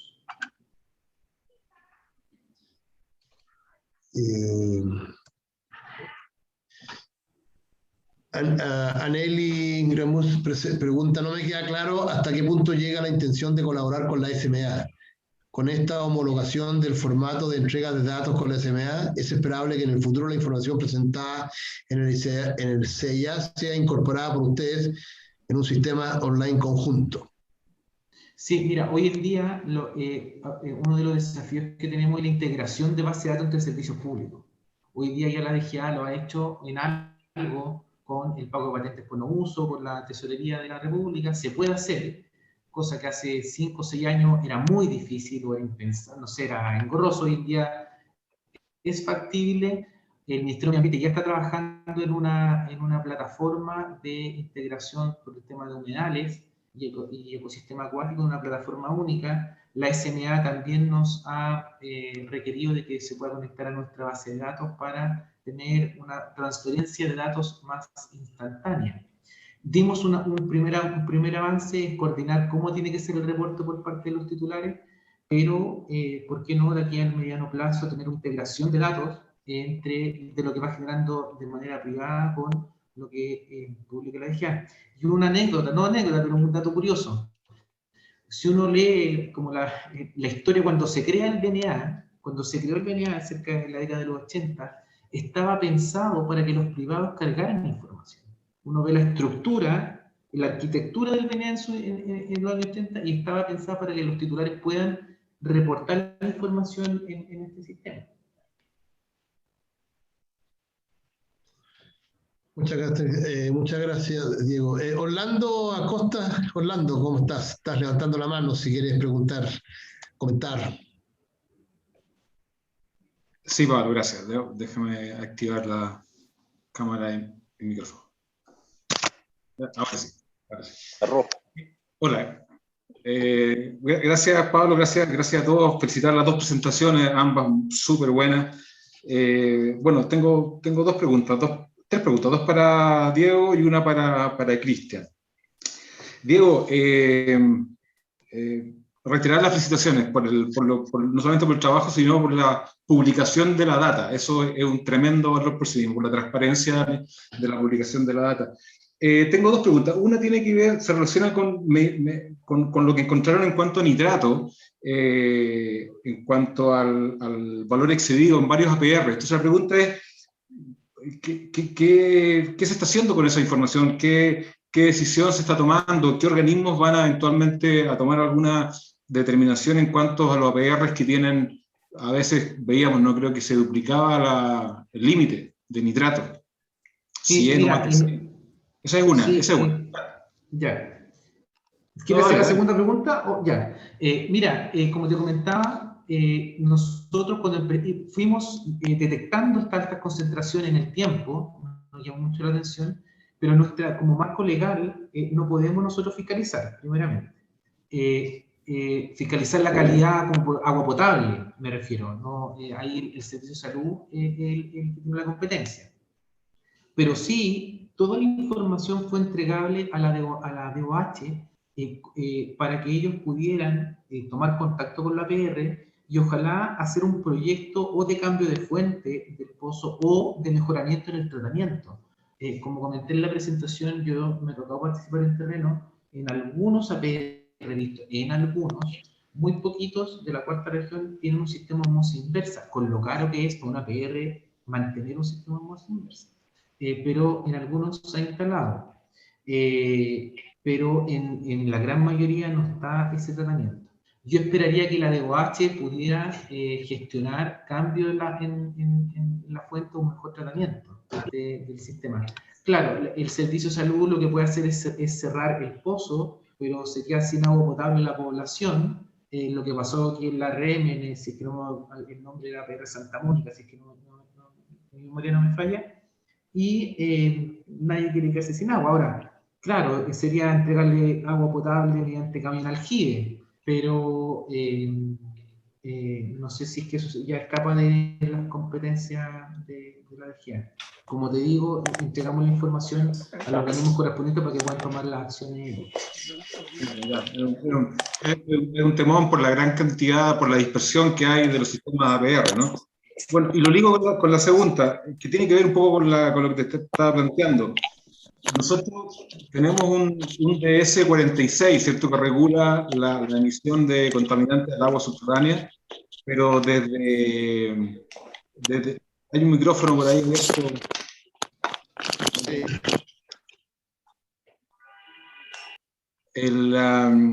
Desde fuentes, ¿no?, desde establecimientos, básicamente riles, ¿no? Pero hay una serie de contaminación difusa que está fuera del DS46, ¿cierto?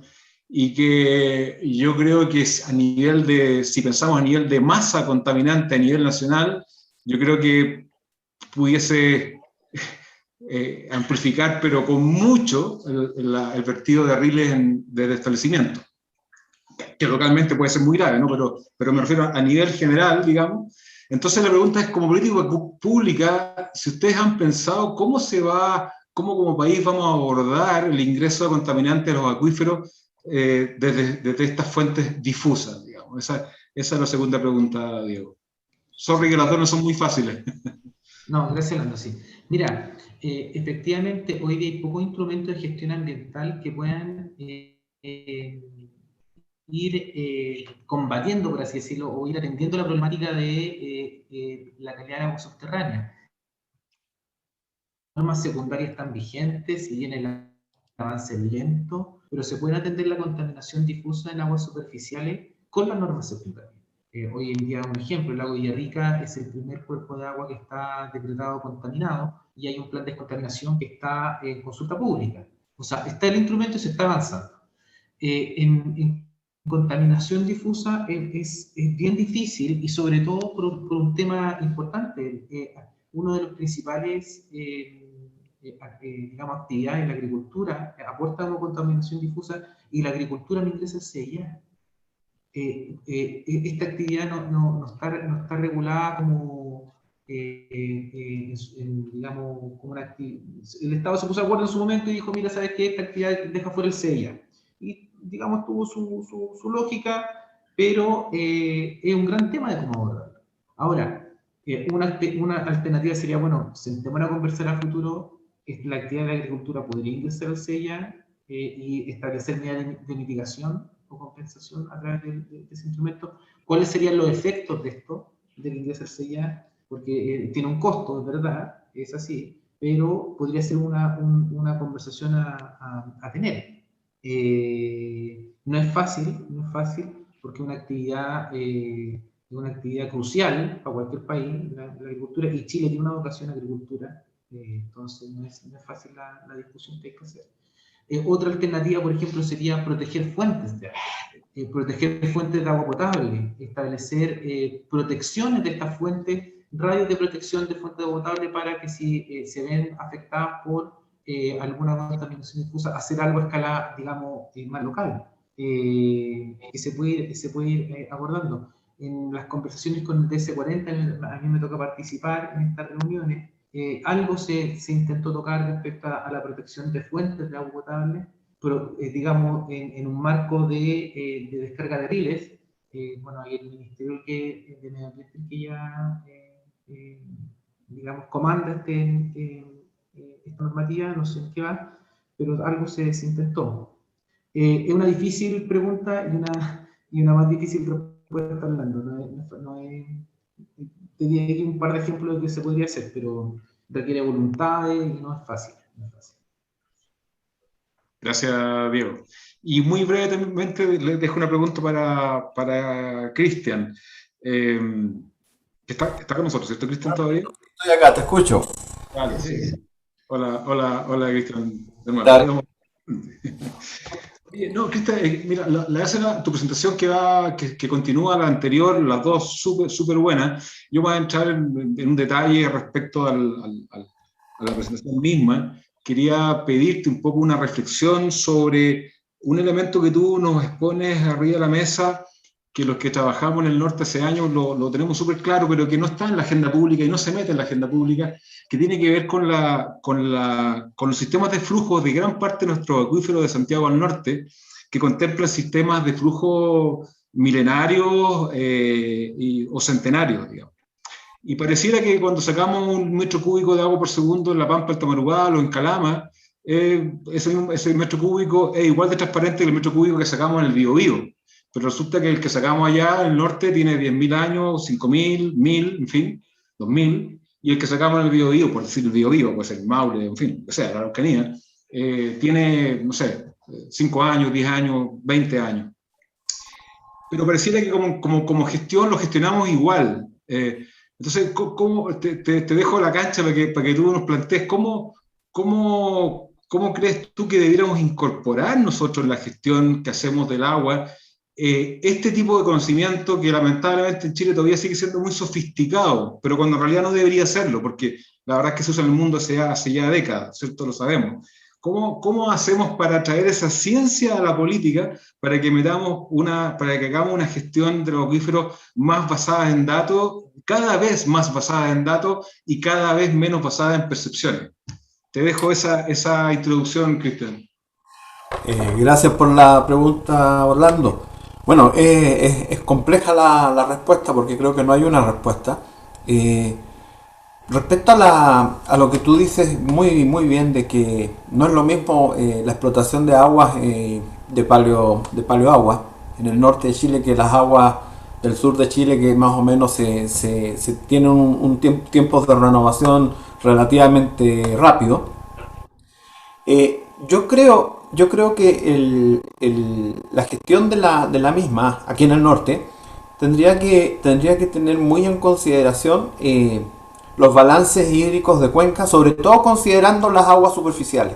Creo que la relación que existe entre acuíferos superficiales y distintos manantiales, bofedales, lagunas, ríos, es un tema tan sensible que debiera de ser considerado de manera oportuna. Bueno, ya los balances y los derechos de agua ya son los que son, pero desde esa misma percepción que tú dices, por ejemplo, es claro, por ejemplo, que en el río Loa, a partir de la extracción que se está haciendo ahora y del equilibrio y del nuevo equilibrio que existe, si lo comparamos con la información cualitativa de gente que nos conversa, por ejemplo, en Quillagua y nos dice, mira, aquí habían camarones muy grandes, escuché en un programa el otro día, eran camarones de río muy grandes, aquí circulaba mucha agua, aquí la calidad, porque no solo es un tema de calidad, sino también de cantidad, sino que también de calidad, que se ha empeorado, por ejemplo, en Quillagua. Ya nos dice ya de que la gestión tiene dificultades asociadas quizás en algún momento a lo mejor a la falta de un monitoreo que, bueno, por lo que ha presentado recién mi colega Diego, hoy es muy abundante la información que hay en la página de la GEA. Yo la verdad me saco el sombrero, sobre todo por pozos, cantidad de datos, química, interpretación. Pero en el caso del norte, yo creo que si bien se ha hecho mucho, se ha tratado de avanzar mucho, se ha gastado mucho dinero por distintas instituciones y proyectos para tener, por ejemplo, datos de la edad de las aguas, de saber de qué es lo que estoy explotando. Yo creo que la posibilidad a lo mejor se enfocaría primero en ver cuál es la relación de las aguas superficiales con los distintos cuerpos de agua superficiales, y teniendo cuidado también con los cuerpos de agua más profundos, como por ejemplo el de la exposición de hoy, que es el acuífero confinado, que en muchos casos se maneja como un ente que es completamente separado del balance hídrico actual, pero vemos que hay una conexión con el río, y eso no se puede dejar de lado. Por ejemplo, si explotar por ejemplo el acuífero profundo, con esas edades que tiene, sobre todo en la zona cercana a la descarga, obviamente va a perjudicar. Y bueno, de hecho uno ve los mismos datos que tiene la Dirección General de Agua en el manantial Ojo de Opache, donde se ve que claramente la explotación circundante de este sector, y está cerca también del río San Salvador, está teniendo efectos visibles en poco tiempo. Y en ese sentido, con el mayor conocimiento que se ha ido acumulando, sobre todo en las últimas 2 décadas, creo yo, debiera de replantearse a lo mejor y hacerse un análisis, reanalizarse, reinterpretarse y reformularse preguntas como la que tú estás haciendo, que a lo mejor en un momento se utilizaban metodologías como el balance de cloruro u otros métodos para estimar recarga, pero como mostraba en la sesión, en la presentación de Asusme, lo que estamos viendo, por ejemplo, los cloruros de las aguas de la cordillera de la costa nos reflejan los cloruros de otro periodo, de otro periodo climático distinto al actual, y por lo tanto ese balance va a carecer de bastante poco significado para la recarga actual, por los tiempos que también se demoran en moverse las aguas hasta alcanzar las zonas de descarga. Yo creo que eso podría, yo pondría harto ojo, sobre todo en lo que son los recursos de agua superficial y las aguas profundas, que en general son las más antiguas, mirarlas con mucho cuidado, porque en general se da en la costa y se da en lo normal en los acuíferos, que en el mundo, de que las aguas más profundas son más antiguas, y ahí habría que tener más cuidado. Lo mismo va a suceder seguramente en Santiago, en la cuenca de Santiago, y en todas las cuencas donde el avance del desierto, de la escasez de recursos, cada vez hace apuntar a estos recursos más profundos, pero seguramente más antiguos también. Te agradezco mucho la pregunta, Orlando. Gracias. Gracias a ti. Gracias, Orlando. Gracias, Cristian. Manuel, ¿tú querías complementar algo? Sí, lo de Orlando. Orlando, la pregunta va, o sea, te respondo de la siguiente forma. Hoy día hay un montón de estudios afuera, y lamentablemente no en Chile, que establecen que la tecnificación es uno de los elementos que hace que efectivamente la contaminación difusa disminuya a niveles muy ínfimos. Por lo tanto, el problema que tenemos hoy día es que tú lo has planteado acá. Hoy día tenemos aguas que tienen datación muy antigua, y hoy día la tecnificación en Chile partió en forma, yo te diría, masiva hace 10, 12 años. Entonces te vas a encontrar con zonas que están efectivamente con grandes cantidades de nitrógeno que provienen de la forma en que se cultivaba en Chile hace 20 años, hace 15 o hace 30 años, que era muy intensiva en uso de nitrogenados, y además teníamos efectivamente un riego que generaba infiltraciones muy profundas. Entonces, de ese punto de vista, hoy día lo que están haciendo los países es justamente trabajar con la tecnificación del riego, y lo que hay que hacer hoy día un poco es tratar de reparar lo que ya se hizo. Es decir, si ya tengo acuíferos que efectivamente tienen contaminaciones de nitrógeno, bueno, vamos a tener que colocar osmosis inversa o intercambio iónico para tratar de sacar el nitrógeno, yo creo que es lo que corresponde. Pero hacernos cargos temporalmente de lo que estamos planteando. Hoy día no tiene ni un sentido hablar de la contaminación de la agricultura si cuando en la práctica se ha hecho un trabajo enorme en cambiar las condiciones culturales en que se hacía el riego y se aplicaban los elementos nitrogenados. Muchas gracias, Manuel. Interesante punto. Probablemente, no probablemente, con certeza,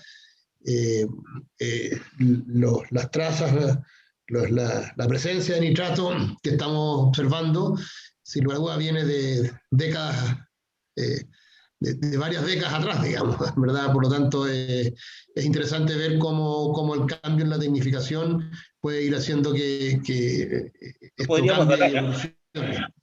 sería un buen Datarlo. Sí, podríamos datar. Sí, podríamos datarlo, efectivamente. Un buen proyecto, Cristian, ahí te aparece algo interesante de evaluar. Eugenio, ¿también estás con alguna consulta? Sí, gracias. Tengo muy mala calidad de señal de internet, así que puede que no se escuche bien. No sé si se escucha bien. Se te está escuchando bien. Muchas gracias. Aprovecho. Aprovecho. Es para Diego. Encantado. Primero, felicitar a ambos expositores, porque de verdad el tema calidad es un tema que en el último tiempo se ha dado más importancia y tiene una referencia que es más significativa, pero es algo que en materia de agua subterránea por lo menos no estuvo presente por mucho tiempo en forma significativa, así que creo que es un aporte muy importante lo que están haciendo. Pero en esa misma línea, y fundamentando brevemente en el sentido de que frente a la larga sequía que nosotros estamos siendo afectados como país, sobre todo en la zona centro-norte, que es la más productiva y que es técnicamente, desde el punto de vista de producción, la que nos genera como el 70 o el 60% del PIB. Y donde las soluciones de embalse, en el fondo, significa tener que recuperar o esperar a tiempos de recuperación de pluviometrías más altas como para que haya volúmenes significativos que vengan a producir un recurso alternativo o complementario que en el fondo le dé más seguridad de servicio a las demandas generales que tenemos a nivel de cuenca. Mirado desde esta perspectiva y entendiendo que en general a lo largo del país, sobre todo en la zona centro-norte, la meseta media es como un gran embalse subterráneo, un gran volumen en general utilizable con muy buenos pronósticos para tiempos de crisis como el que estamos viviendo, ¿cierto? Y que podría ser además realimentado por la vía de la recarga artificial o la infiltración, de manera de contar con ese recurso como para poder desarrollar de mejor forma los abastecimientos de distintas zonas que tienen esa posibilidad y que es parte de lo que se ha ido descubriendo o desarrollando a través de los estudios de los PEC, de los planes estratégicos de recursos hídricos de la DGA. Pero el punto es que en la experiencia personal, profesional y de proyectos en los que me ha tocado desarrollar, digamos, tanto por iniciativa propia como por de terceros, la Dirección General de Agua, y justo porque venimos de una historia antigua,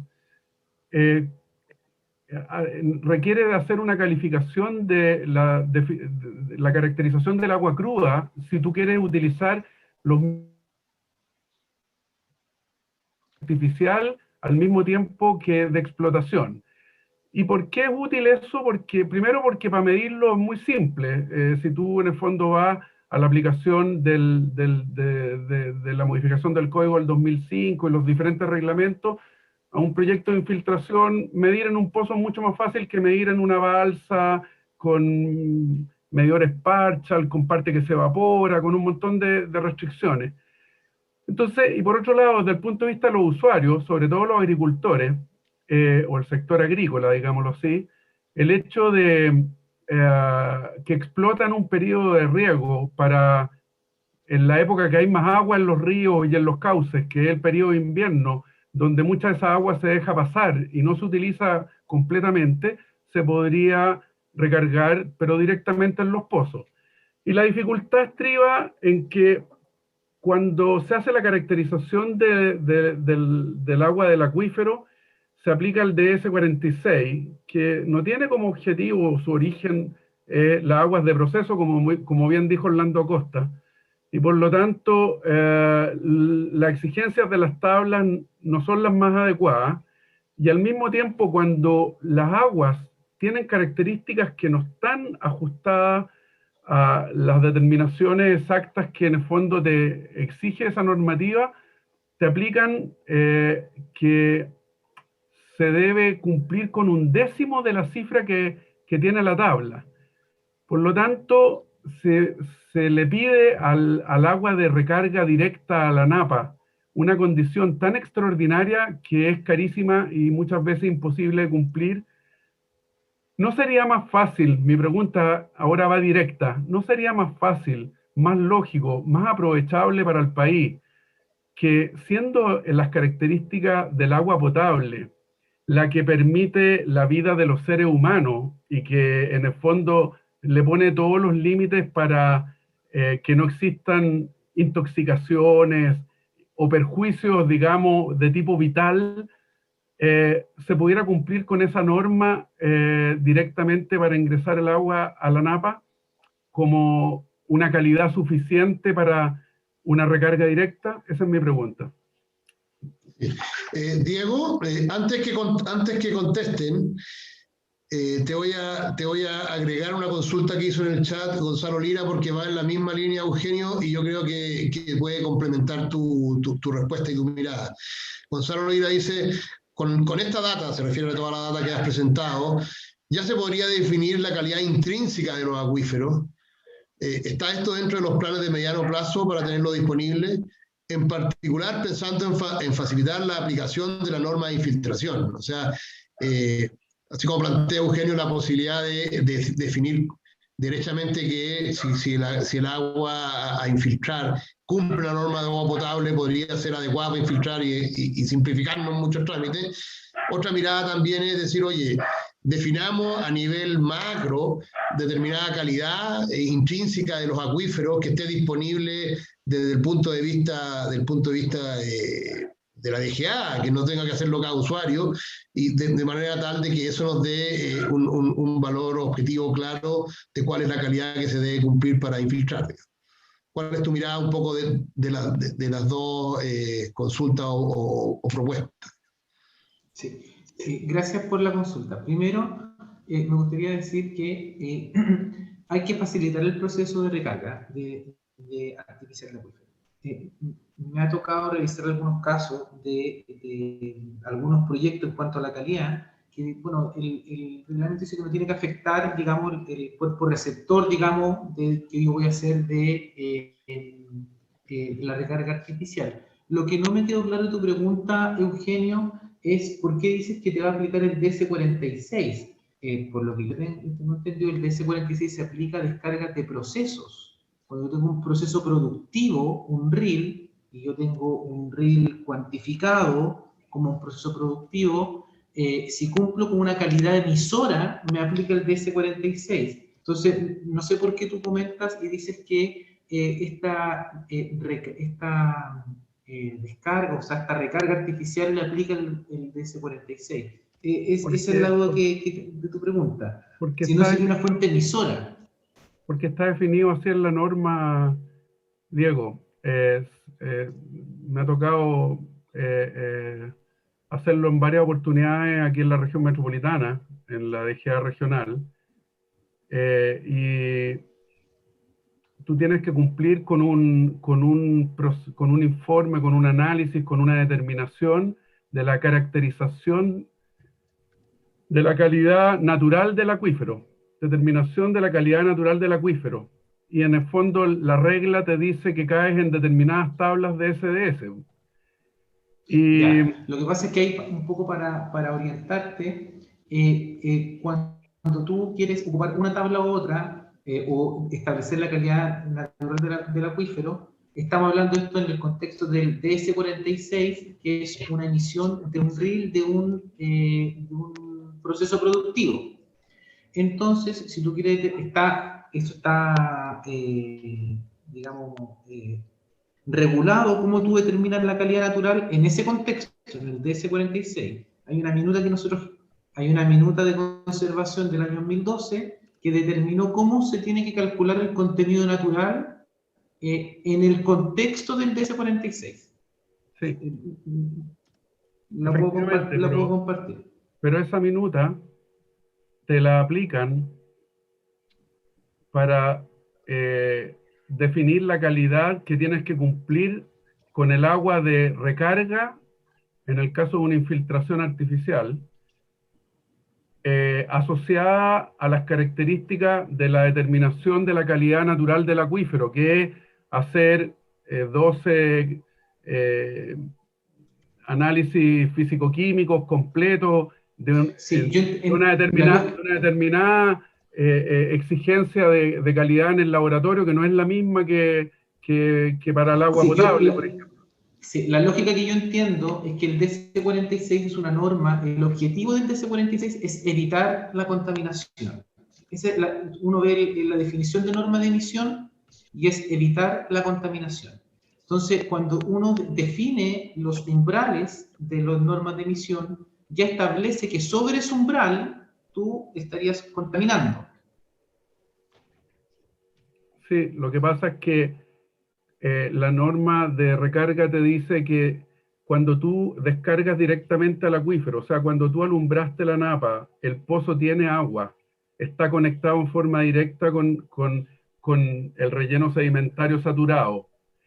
El agua que tú puedes descargar como recarga artificial tiene que ser igual o mejor que el agua del acuífero natural. Entonces, ahora, ¿me están siguiendo?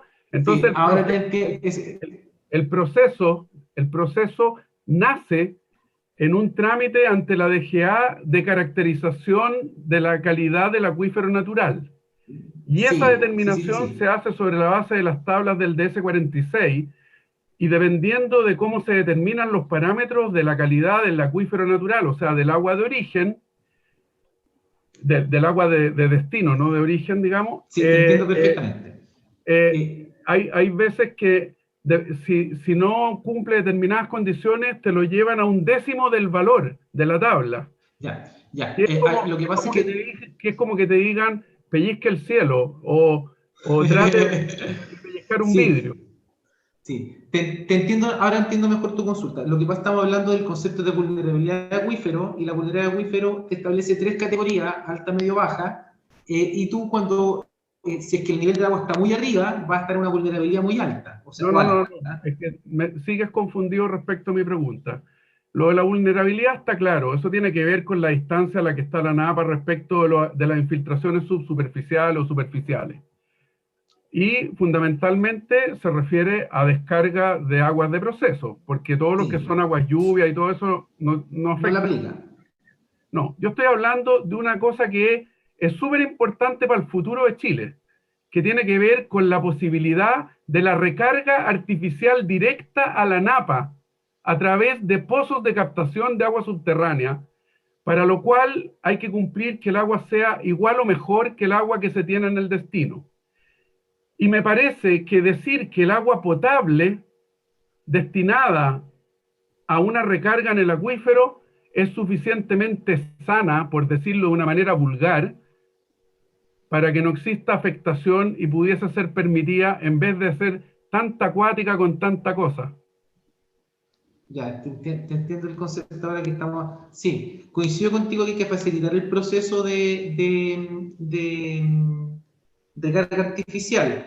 Me gustaría tener más antecedentes para poder, a lo mejor, ayudarte más, pero coincido contigo en eso. el PA Oye, 158, digo. Sí, yo creo Ya, que la gracias. forma de ayudarme es tomar este tema como una bandera para llevar adelante y que ustedes como departamento, como servicio, con todo lo bueno que están haciendo, y vuelvo a felicitarlos por lo mismo, lo tomaran como una cosa necesaria de mirar y lo discutieran con Alsud o lo discutieran con otras instituciones para poder resolver favorablemente en esa línea, porque hoy día es un obstáculo. Gracias por el comentario, Eugenio. Lo voy a tomar. No me ha tocado trabajar personalmente en ese caso, personalmente en este tipo de permiso en la DGA.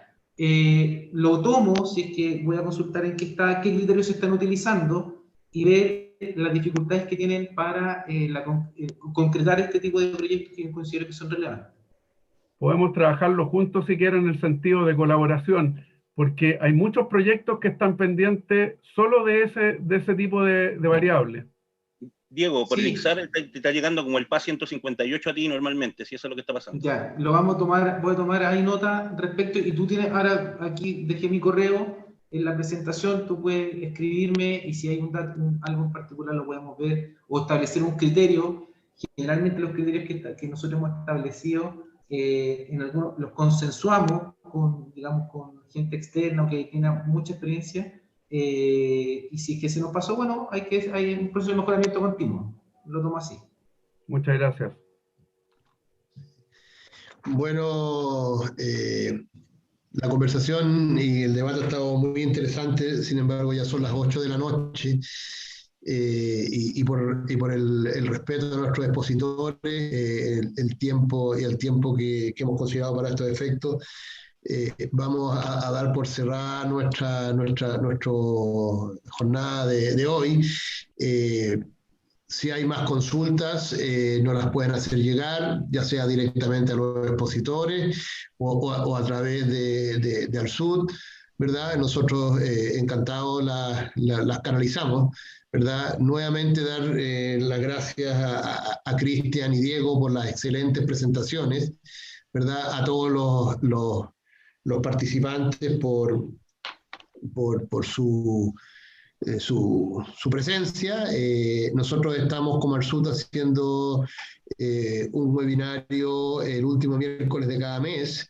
Desde ya los dejamos invitados al webinario del mes de mayo, donde en conjunto con la DGA y con la confirmación que tuvimos esta semana de la presencia del ministro de Obras Públicas, vamos a tratar el plan estratégico de gestión hídrica del Maule, que ha resultado ser uno de los planes con muy buen desarrollo y que de alguna forma se piensa que es el camino a seguir, digamos.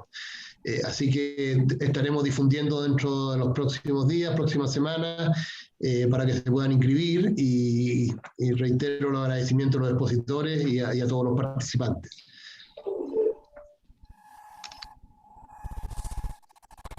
Muchas gracias. Gracias a todos. Gracias a todos. Muchas gracias.